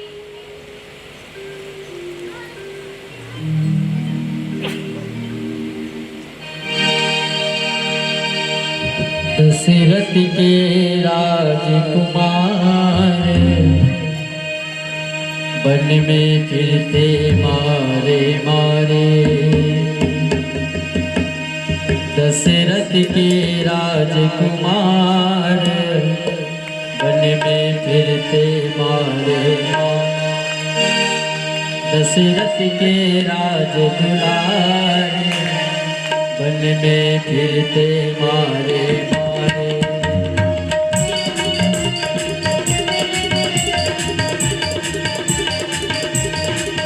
दशरथ के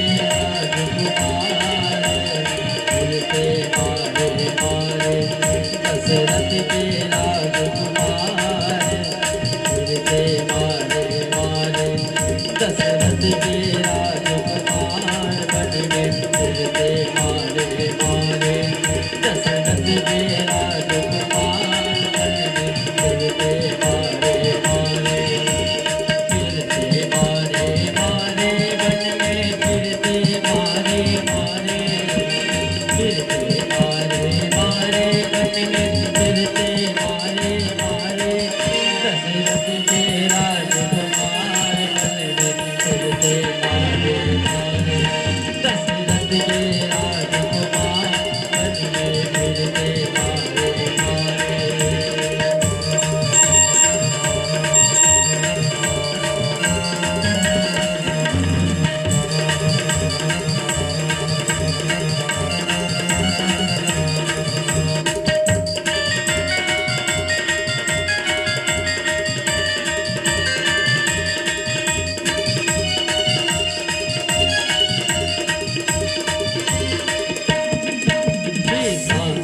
जनक दुलारे पत्नी प्राणों से प्यारे।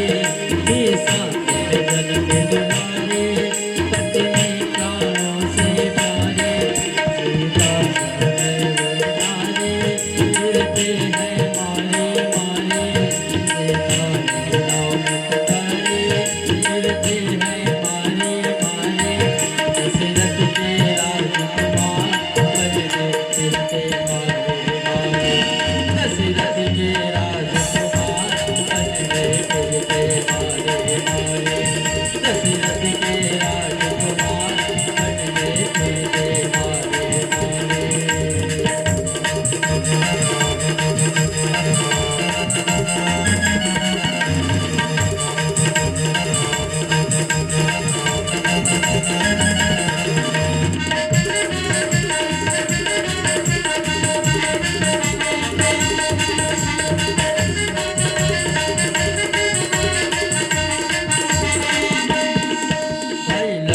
लाल मलसाले उसने तीर कमाने उठाए। लाल मलसाले उसने तीर कमाने उठाए। भाई भाभी के पहरेदार वन में फिरते मारे मारे। भाई भाभी के पहरेदार वन में फिरते मारे मारे। दशरथ के राजकुमार वन में फिरते मारे मारे। दशरथ के राजकुमार वन में फिरते मारे मारे। दशरथ के राजकुमार वन में फिरते मारे मारे। वन में फिरते मारे मारे। वन में फिरते मारे मारे। वन में फिरते मारे मारे। प्रेम से बोलो सियावर रामचंद्र की जय। श्रीमद् भागवत महापुराण की जय। आज तो प्रभु राम अपने भक्तों पर कृपा बरसाते हुए वनों में घूमे।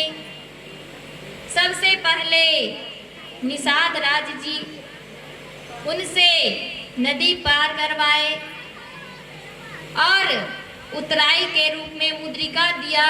तो जो निषाद थे, केवट था, कहने लगा प्रभु जब हम आपके पास आएंगे, जब इस भवसागर से पार होने के लिए, तो आप हमें पार करा देना।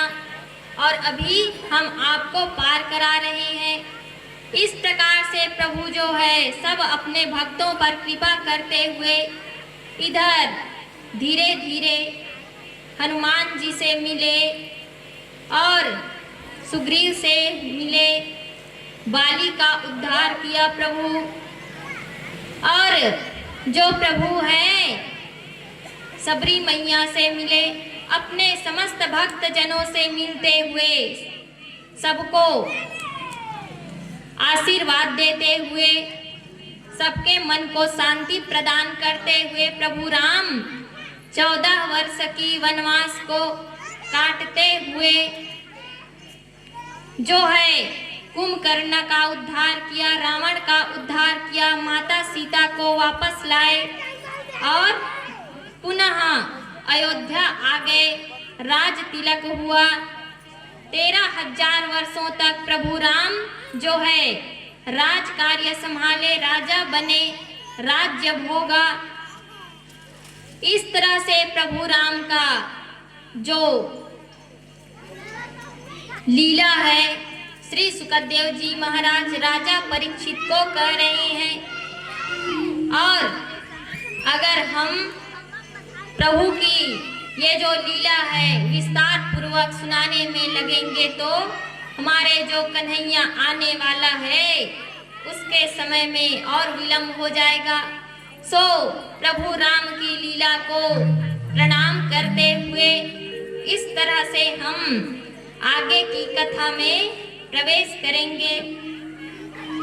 आदो राम तपोवनादिगमनम हत्वा मृगम कांचनम वैदेही हरणम जटायुमरणम सुग्रीव संभाषणम बलि निर्गहनम समुद्रतरणम लंकापुरी दहनम पश्चाद रावणम कुंभकर्णम हनम एक अध्याय रामायणम। इस प्रकार से प्रभु राम की लीला को प्रणाम करते हुए स्पर्श करते हुए आगे की कथा में प्रवेश करेंगे। श्री सुखदेव जी महाराज राजा परीक्षित को कथा श्रवण करा रहे हैं कि हे राजन, अब वह शुभ समय आ गया है कि हमारे कन्हैया प्रभु श्री कृष्ण चंद्रवंश में जो है जन्म लेने वाला है, प्रकट होने वाला है। सो श्री सुखदेव जी कहते हैं राजा परीक्षित, जिस वंश में मेरा कन्हैया आने वाला है उस वंश का वर्णन सुनाता हूँ। सबसे पहले ब्रह्मा जी के पुत्र हुए अत्रि और अत्रि के पुत्र हुए चंद्रमा और चंद्रमा के बुध। इसी के वंश में हुए हैं ग्रांधी और ग्रांधी का विवाह हुआ सत्यवती। इसी के वंश में जो हुए हैं ययाति और ययाति का विवाह हुआ है देवयानी के साथ। और इसी के वंश में जो है सूरसेन हुए, जिनकी पत्नी जो है एक रोज विचरण करने के लिए महल से निकली। सो एक असुर का, एक राक्षस का जो है उसका छाया पड़ गया सूरसेन की पत्नी के ऊपर, जिसके कंस हुआ। और इसे जानने पर श्री नारद जी के द्वारा जानने पर, ज्ञात होने पर ये जो सूरसेन है अपने पुत्र कंस को नदी में एक संदूक में भर करके बहा दिया, जिसे ले आए उग्रसेन बचा करके और उसका लालन पोषण करने लगा। जैसे ही लालन पोषण करने लगा, थोड़े बड़े हुए तो नारद जी के द्वारा इस कंस को पता चला कि हमारे जो पिताजी हैं सूरसेन, उसने हमें नदी में बहा दिया। तो उस पर जा करके चढ़ाई करके उसके राज्य में राज्य पर अपना स्थापत्य जमा लिया।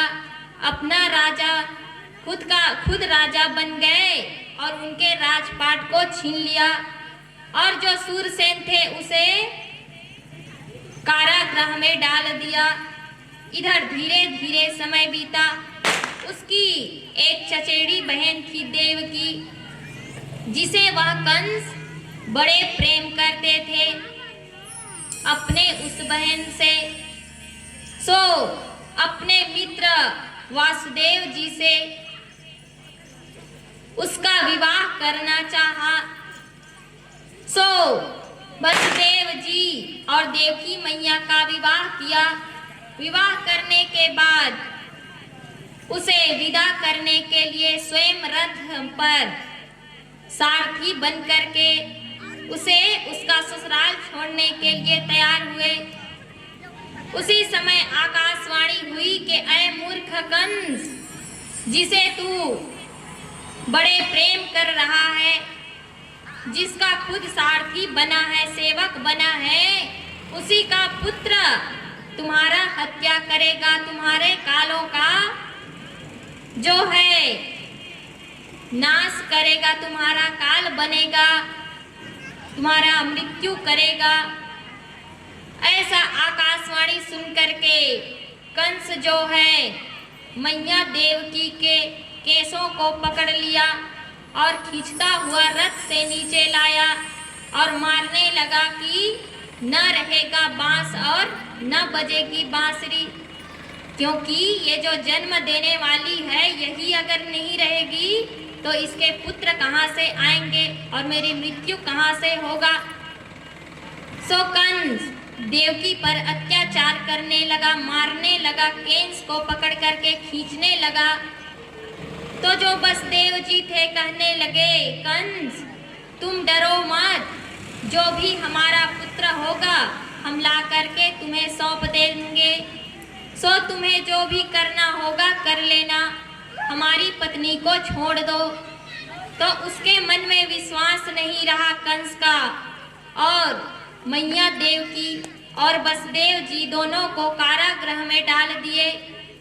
इधर धीरे धीरे समय बीता और मैया देवकी प्रथम बार गर्भ धारण की, जिससे एक पुत्र हुए और उस पुत्र को ले जा करके वसुदेव जी जो हैं वह कंस को लेकर के दिया कि ये लो कंस, ये हमारे प्रथम पुत्र हुए हैं, इसके साथ जो चाहो कर सकते हो। जो कंस था उस पुत्र को, उस बालक को, छोटे से बालक को हाथ में लेकर के देखा तो सुंदर सा मुख, बड़े प्यारे, उसे प्रेम हो गया उस बालक से। तो कंस जो है वह मन में विचार किया, हमारा जो काल है वह तो देवकी के 8वें गर्भ से उत्पन्न होने वाला है, पैदा लेने वाला है। जो उसका 8वां पुत्र है वह हमारा काल होगा, ये तो पहला है। इसीलिए कंस जो है उसके प्रथम पुत्र को वापस कर दिया, ले जा कर के देवकी को दिया। इधर नारद जी मन में विचार किए, अगर ऐसा ही चलता रहा तो कंस का पाप बढ़ेगा नहीं, सो प्रभु जन्म लेंगे नहीं। तो इसलिए क्या करना चाहिए, उसके पापों को बढ़ाना चाहिए। तो कंस के पास आए नारद जी महाराज, नारायण नारायण करते हुए और कहने लगे नारद जी से, कंस आओ नारद जी, आओ मुनि पधारो, कैसे आगमन हुआ आपका। तो नारद जी कहने लगे, ऐ कंस, तुमने देवकी का प्रथम पुत्र जो हुआ था उसे छोड़ दिया, क्योंकि तुम्हें पता नहीं है ये जो देवतागण है, जो देवता है, भगवान है, प्रभु है, उसके तुम विचारों को नहीं समझते, क्योंकि उसे जब लीला करनी होती है तो पहले को आठवें और आठवें को पहला बना देता है। तो नारद जी जो है कंस को भड़काने लगे और एक पुष्प लिया और पुष्प लेकर के कहने लगे, कंस एक पंखुड़ी से दूसरे पंखुड़ी तक के गिनो कि यह पहला आया का कि या दूसरा। एक को छोड़ करके एक को गिनवाते गए तो पहले आठवें बन गए, कभी दूसरे आठवें बन गए। तो इस प्रकार से समझाने लगे कि प्रभु के लीला बड़े अपरंपार है, वह कुछ भी कर सकता है।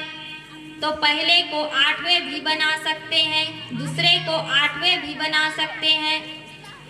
तो कंस के समझ में यह बात आ गई और उस पुत्र को लिए और एक विशाल शिला थी उसमें पटक करके उसके प्राणों को हर लिए। इधर धीरे धीरे समय बीता, देवकी मैया दूसरे गर्भ धारण किए। उसे भी कंस जो है उस बालक को भी जन्म लेने के बाद मार दिया। ऐसे ही कंस जो है तीसरे बालक को भी मार दिया, चौथे को मारा, पांचवें को मारा, छठवें को मारा। अब इस बार जैसे ही मैया देव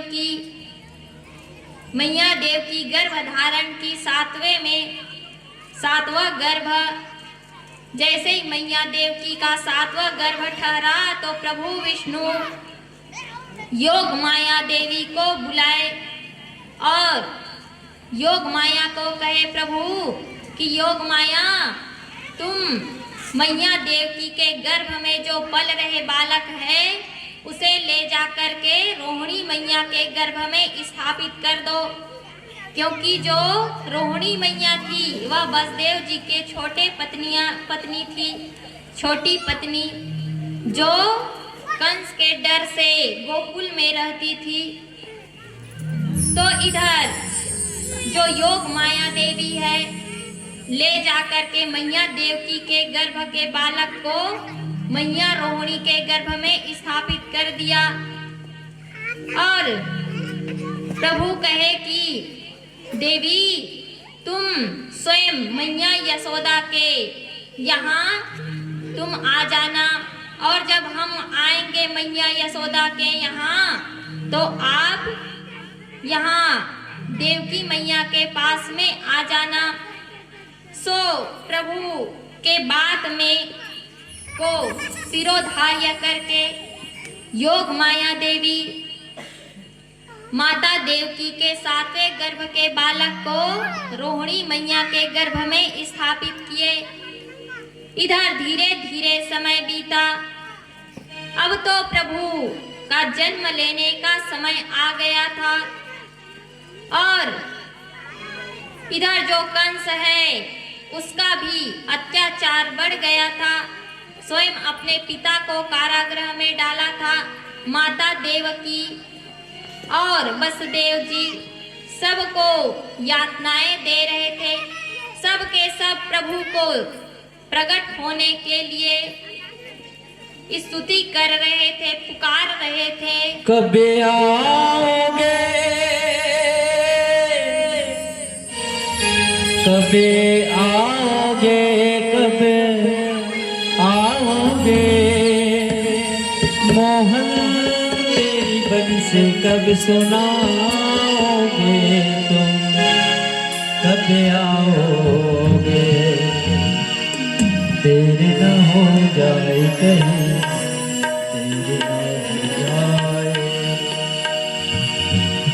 तेरे न हो जाए कहीं, तेरे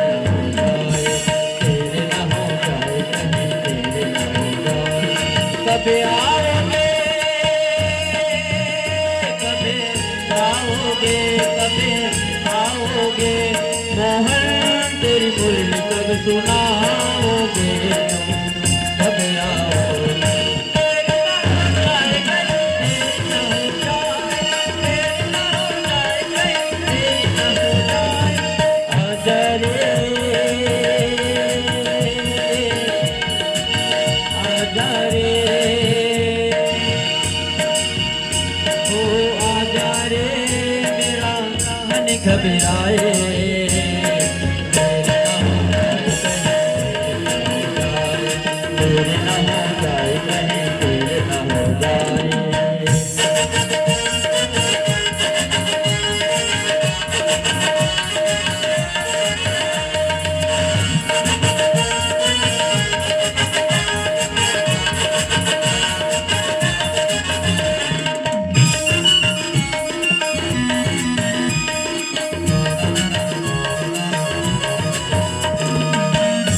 रास्ता रोक कभी पानी घटाने, मेरे डाल कभी बैरन हवा ने। रास्ता रोक कभी पानी घटाओ ने, बैरन डाल कभी बैरन हवाओं ने। बिजली चमकने लगी आंखें निकाले, बदले हैं कैसे कैसे तेवर फसाने। बिजली चमकने लगी आंखें निकाले, बदले हैं कैसे कैसे तेवर फसाने। सारे इरादे के आगे, सारे इरादे बरसाते आके धो जाते हैं। मैं देर करता नहीं, देर हो जाती है। देर न हो जाए कहीं, देर न हो जाए, देर न हो जाए कहीं, देर न हो जाए। कब आओगे, कब आओगे, कब आओगे मोहन, तेरी मुरली कब सुनाओगे तुम, कब आओगे। देर न हो जाए कहीं, देर न हो जाए, देर न हो जाए कहीं, देर न हो जाए। आजा रे कि मेरा मन घबराए, आजा रे मेरा मन घबराए।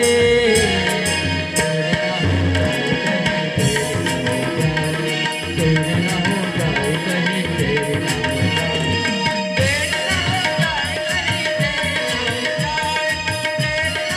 जाए कहीं, देर न हो जाए, देर न हो जाए कहीं, देर न हो जाए, देर न हो जाए कहीं, देर न हो जाए, देर न हो जाए कहीं, देर न हो जाए। प्रिंस गुलवा के बिहारी लाल की जय। श्रीमद् भागवत महापुराण की जय। तो प्रभु बांके बिहारी आने वाले हैं, स्वागत के लिए तैयार हो? तो प्रेम से बोलिए जय जय श्री राधे। जय जय श्री राधे। क्योंकि राधे राधे नाम लेने पर प्रभु जल्द आते हैं। तो इधर वह शुभ समय आया, भादो का माह। भादो के महीने में कृष्ण पक्ष को प्रभु श्री कृष्ण अष्टमी तिथि को रात के 12 बजे प्रभु का मैया देवकी के समक्ष मथुरा के कारागृह में मैया देवकी और वसुदेव जी के समक्ष प्रभु का सुंदर सा छोटे से चतुर्भुजी रूप में प्रभु का प्रागट्य होता है। बोलिए बाल कृष्ण भगवान की जय। इधर प्रभु चतुर्भुज रूप में प्रकट हुए माता देवकी के समक्ष। तो मैया देवकी कहने लगे कि प्रभु आप तो चतुर्भुज रूप में आए हो, तो क्या करो, एक छोटे से बालक बन जाओ। मैया देवकी के कहते ही प्रभु छोटे से नन्हे से बालक बन गए और उनके जो हाथों में हथकड़ियाँ थी, पाँव में बेली थे, वसुदेव और मैया देवकी के सारे छूट गए। और जो कारागृह के आगे जितने सैनिक थे वह मूर्छा अवस्था के तरह वह बेहोशी के साथ सोने लगा, किसी को कोई भान नहीं है। इधर कारागृह के जितने भी दरवाजे थे सब खुल गए प्रभु के आते ही। तो इधर जो वसुदेव जी है प्रभु को सुंदर से टोकरी में लेटाया और कंस के डर से प्रभु को गोकुल छोड़ने के लिए चल रहे हैं। धीरे धीरे मथुरा के कारागृह से बाहर आए वसुदेव जी, छोटे से प्रभु को टोकरी में लेकर के सिर में रख करके आगे बढ़ रहे हैं। धीरे धीरे गोकुल के ओर निकले हैं। इधर जमुना मैया प्रभु के दर्शन के लिए ललायित है और जो वसुदेव जी है छोटे से कन्हैया को टोकरी में उठा करके जमुना पार कराने लगे। जमुना मैया जो है प्रभु के चरण स्पर्श करने के लिए बढ़ने लगी, अपना वेग बढ़ाने लगी। तो प्रभु अपने दाएं पैर को आगे करके अपना पैर जो है यमुना मैया को स्पर्श कराए। यमुना मैया प्रभु का चरण स्पर्श करके चरण वंदन करके मैया वापस अपने रूप में शांत हो गई। और इधर धीरे धीरे वसुदेव जी महाराज छोटे से कन्हैया को टोकरी में लेकर के गोकुल के ओर प्रस्थान कर रहे हैं। और इधर जो नंद बाबा है, यशोदा मैया गोकुल में, यशोदा मैया सोई हुई है अपने कक्ष में और गहरी नींद में है। और उसकी जो ननंद है नंदा और सुनंदा, नंद बाबा के बहन, वह हमारे जो भाभी है यशोदा जी, उनके वह जो हमारी भाभी है यशोदा वह गर्भ में है। सो उसके बालक के दर्शन के लिए आए हैं। पुनः प्रातः काल जो नंदा और सुनंदा थी अपने भाभी के कक्ष में गए तो क्या देख रही है, इधर जो वसुदेव जी महाराज थे जाकर के छोटे से कन्हैया को मैया यशोदा के समक्ष लेटा दिया। और वहाँ जो योग माया देवी छोटे से बालिका के रूप में खेलते हुई लेटी थी उसे टोकरी में उठा करके मथुरा आ गए। और पुनः उसके पैरों में बेली, हाथ में हथकड़ी लग गए और सारे जो सैनिक थे इधर जग गए। और जाकर के कंस को बताया कि 8वीं बार देवकी ने एक कन्या को जन्म दिया है। तो उस कन्या को ले जाकर के कंस जो है उसी शिला पर मारने के लिए, पटकने के लिए हाथ से पकड़ करके जैसे ऊपर उठाए तो वह कन्या योग माया आकाश मार्ग में उड़ गई और उड़ करके कहने लगी, चतुर्भुज रूप धारण करके मैया स्वयं साक्षात जगदम्बा मैया कहने लगी कि ऐ मूर्ख कंस, तू मुझे क्या मारेगा, तेरा काल जन्म ले चुका है और अभी गोकुल भी पहुंच गया है। और मैया जाकर के विंध्याचल में विंध्यवासिनी के नाम से प्रसिद्ध हो गई।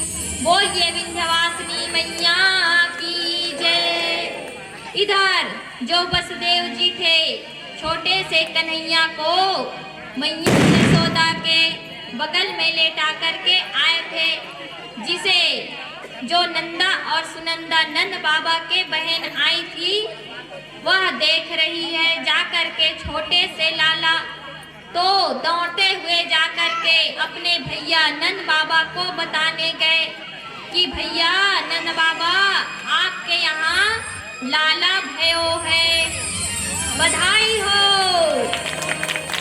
तो इधर बधाइयाँ देने लगे।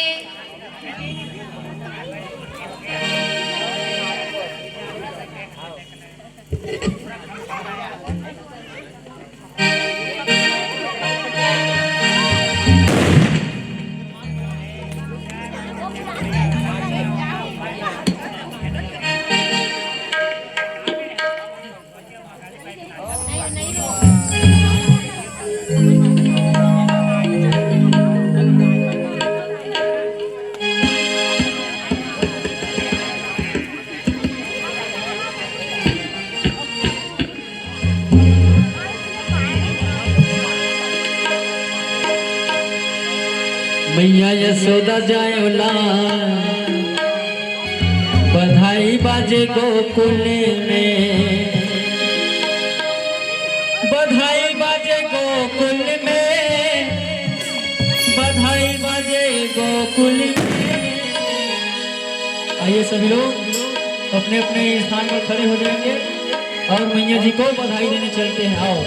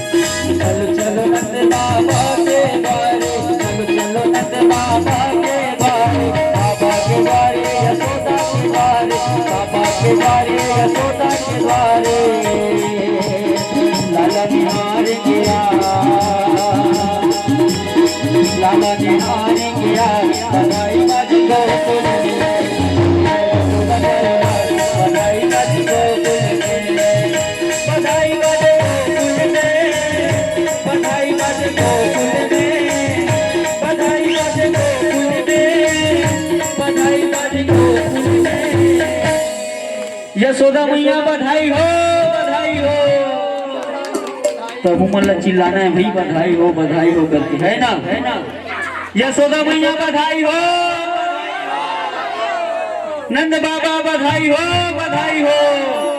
और सब लोग कहना क्या झूमो रे झूमो सब यार, झूमते हुए, है ना, झूमो रे झूमो सब यार, बधाई बाजे गोकुल में,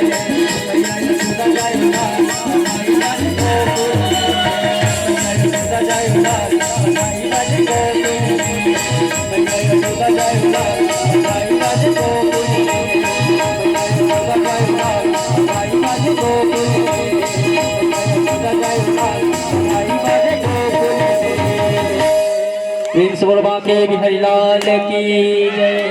कृष्णचंद्र भगवान की जय। हो फूल पान आरती वारती पकड़ते हैं। छोटे आरती से कहीं करो बाल कृष्ण के ना हो फुललिना मैया झुलावे तोला पलना फुललिना तोला पलना हो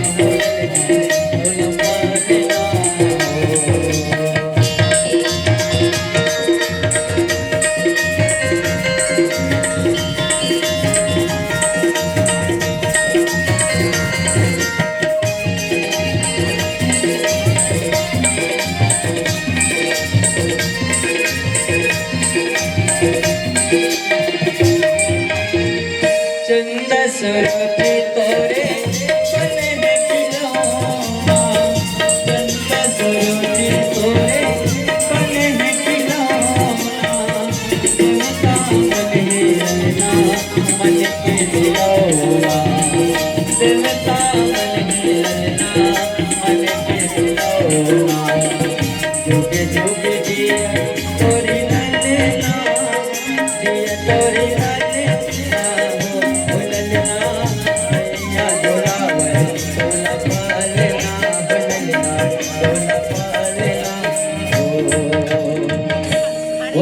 रे मैया झुलावे तोला पलना उदवरे यशोदा झुलावे तोला पलना सोहरे गीत गावत हवना सोहरे गीत गावत हवना रे मैया झुलावे तोला पलना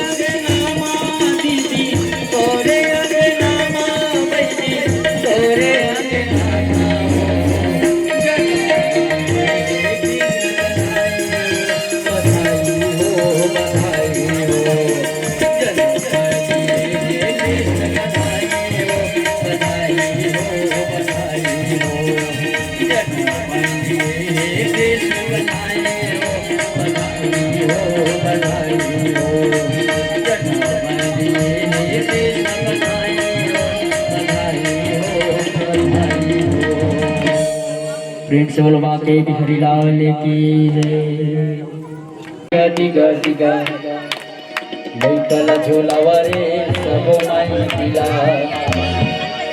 दिग दिगा दिगा दिगा रे दिगा दिगा दिगा झोलावा रे सब माई दिला दिग दिगा रे दिगा दिगा दिगा लइका झोलावा रे सब माई दिला लइका झोलावा रे सब माई दिला रे सब माई लइका झोलावा रे सब माई दिला रे सब माई दिला दिग दिगा दिगा दिगा रे दिगा दिगा दिगा लइका झोलावा रे सब माई दिला दिग दिगा दिगा दिगा रे दिगा दिगा दिगा लइका झोलावा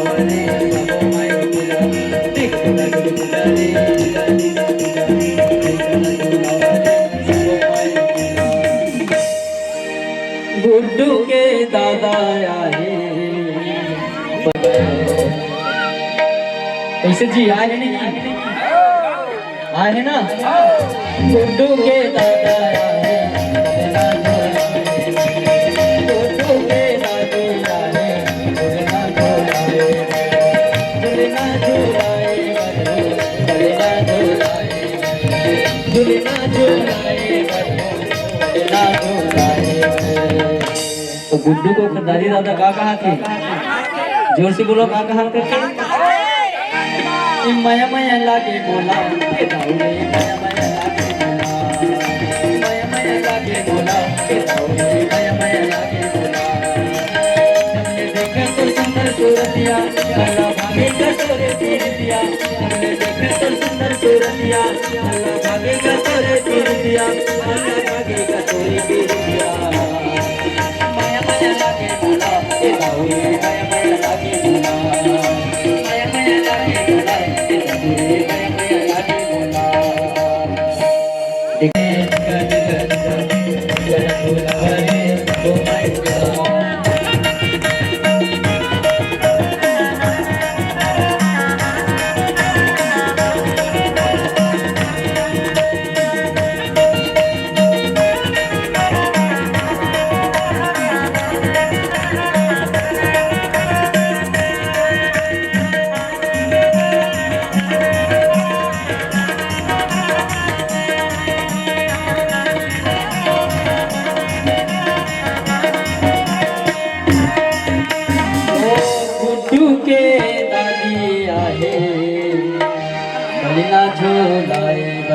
ओकर मम्मी पापा भी मन हवा नहीं का हवा ना गुड्डू के पापा आए बलना झूलाए बलना झूलाए बलना झूलाए गुड्डू के मम्मी आए बलना झूलाए। गुड्डू को ओकर मम्मी पापा का कहा थे ये मोला निकला के कान्हा मधुर मधुर मुरली है तो ये बोला निकला के गाना मधुर मधुर मुरली है तो बोला निकला के गाना मधुर मधुर मुरली है तो मधुर मधुर मुरली है तो मधुर मधुर मुरली है तो मधुर मधुर मुरली है तो मधुर मधुर मुरली है तो बोला निकला के गाना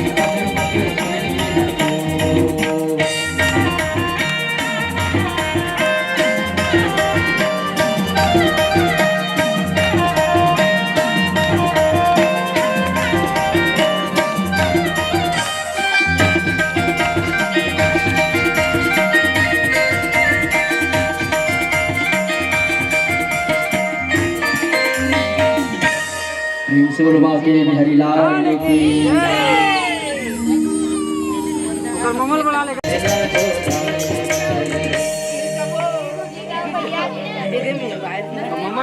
और मम्मा का कहा था ये गोटू के मम्मा आए काले ना झूलाए गोटू के मम्मी आए काले ना झूलाए गोटू के मम्मी आए काले ना झूलाए गोटू के मम्मी आए काले ना झूलाए काले ना झूलाए बरो झूले ना झूलाए काले ना झूलाए बरो झूले ना झूलाए गोटू के मम्मा आए काले ना झूलाए गोटू के मम्मी आए काले ना झूलाए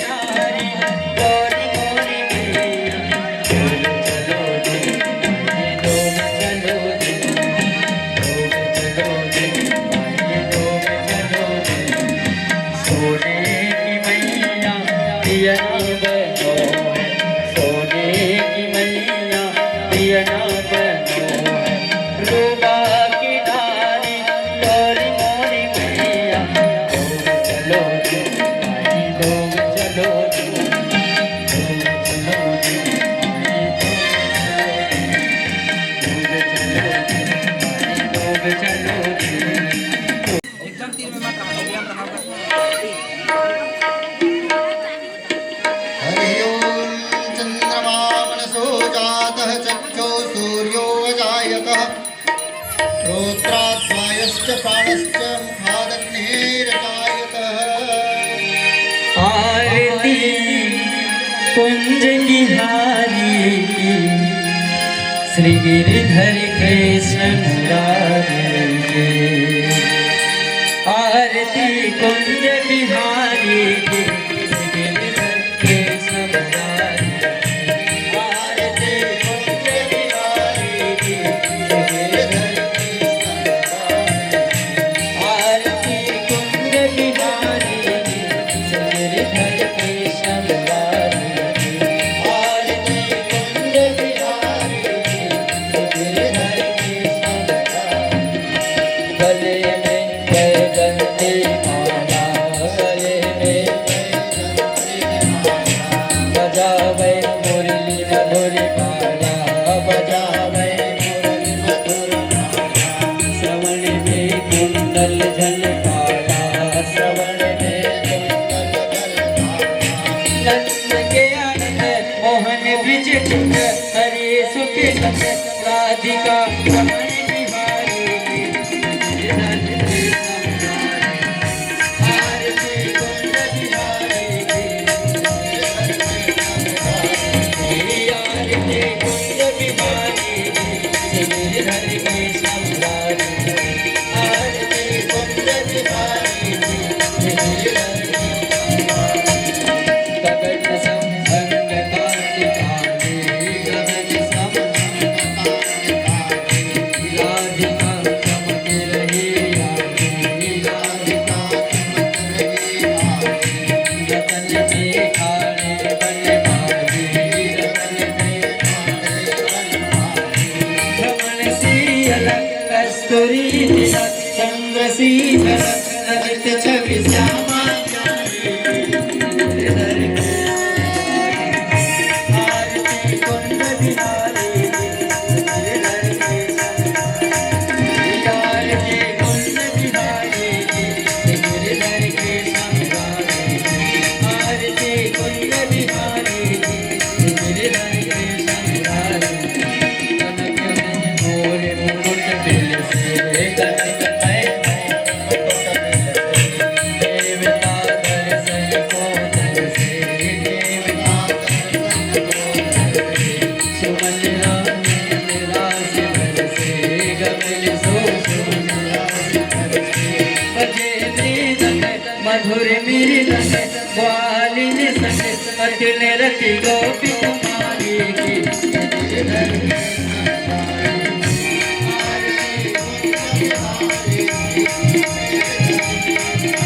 आरती कुंज बिहारी गिरिधर कृष्ण मुरारी आरती कुंज बिहारी प्रगट भई गंगा जहाँ से कलुष परिहारित से गंगा कलुष परिहारित इस नर से होते मोहन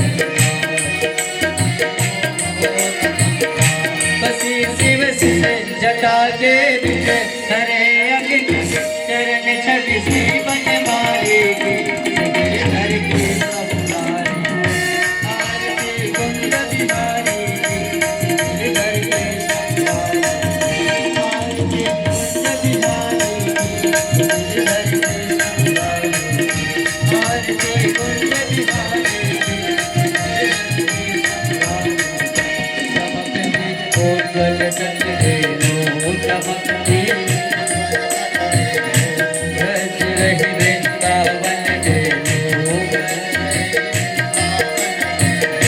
चहु दिस गोपी वाली धेनु हसत मृदंग चांदनी जस कटत भव मत तेरे सुन दीन दुखारी गिरिधर आरती कुंज बिहारी गिरिधर कृष्ण मुरारी आरती कुंज बिहारी गिरिधर कृष्ण मुरारी कर्पूर गौरम गुणावतारम संसार सारम बुद्धिधारम सदा वदन्तं भवानी त्वमेव मम जगत् तमेव तमेव बन्धुश्च सखा तमेव तमेव मित्रं तमेव तमेव सर्वं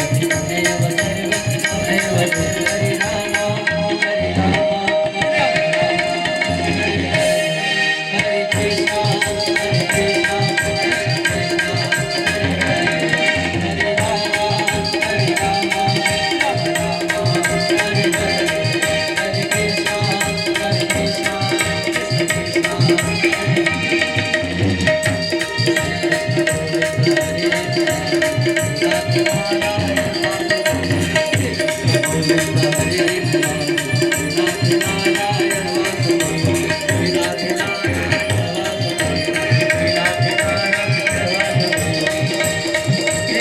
राम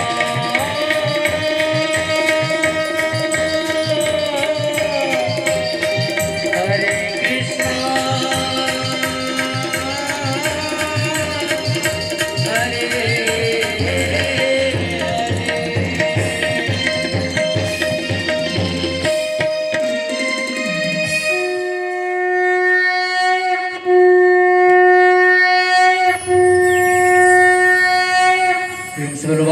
हरिलाल की जय। हरि ओम यानि कानि च पापानि जन्मान्तरितानि च तानि सर्वाणि नश्यन्ति प्रदक्षिणां पदे पदे। प्रेम से बोले यज्ञ नारायण भगवान की जय। श्रीमद्भागवत महापुराण की जय। भगवती पूरी हो सबकी भगवती पूरी हो तेज बल सबके भीतर हो। दूध मोत धन भात से वंचित रहे न हो। आप भक्ति प्रेम से मन होवे भरपूर। भाग द्वेष से चित मेरो हो सौभाग्य दो। एक भरोसा आपका हमें सदा जगती।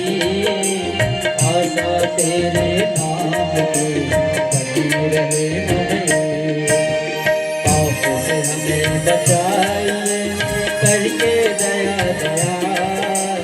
अपना भक्त बनाए के सबको करो निहार। दिल में दया उदारता मन में प्रेम पार। हृदय में धीरज दीनता हे मेरे करता। आप विनती करो सुनिए कृपा निधान।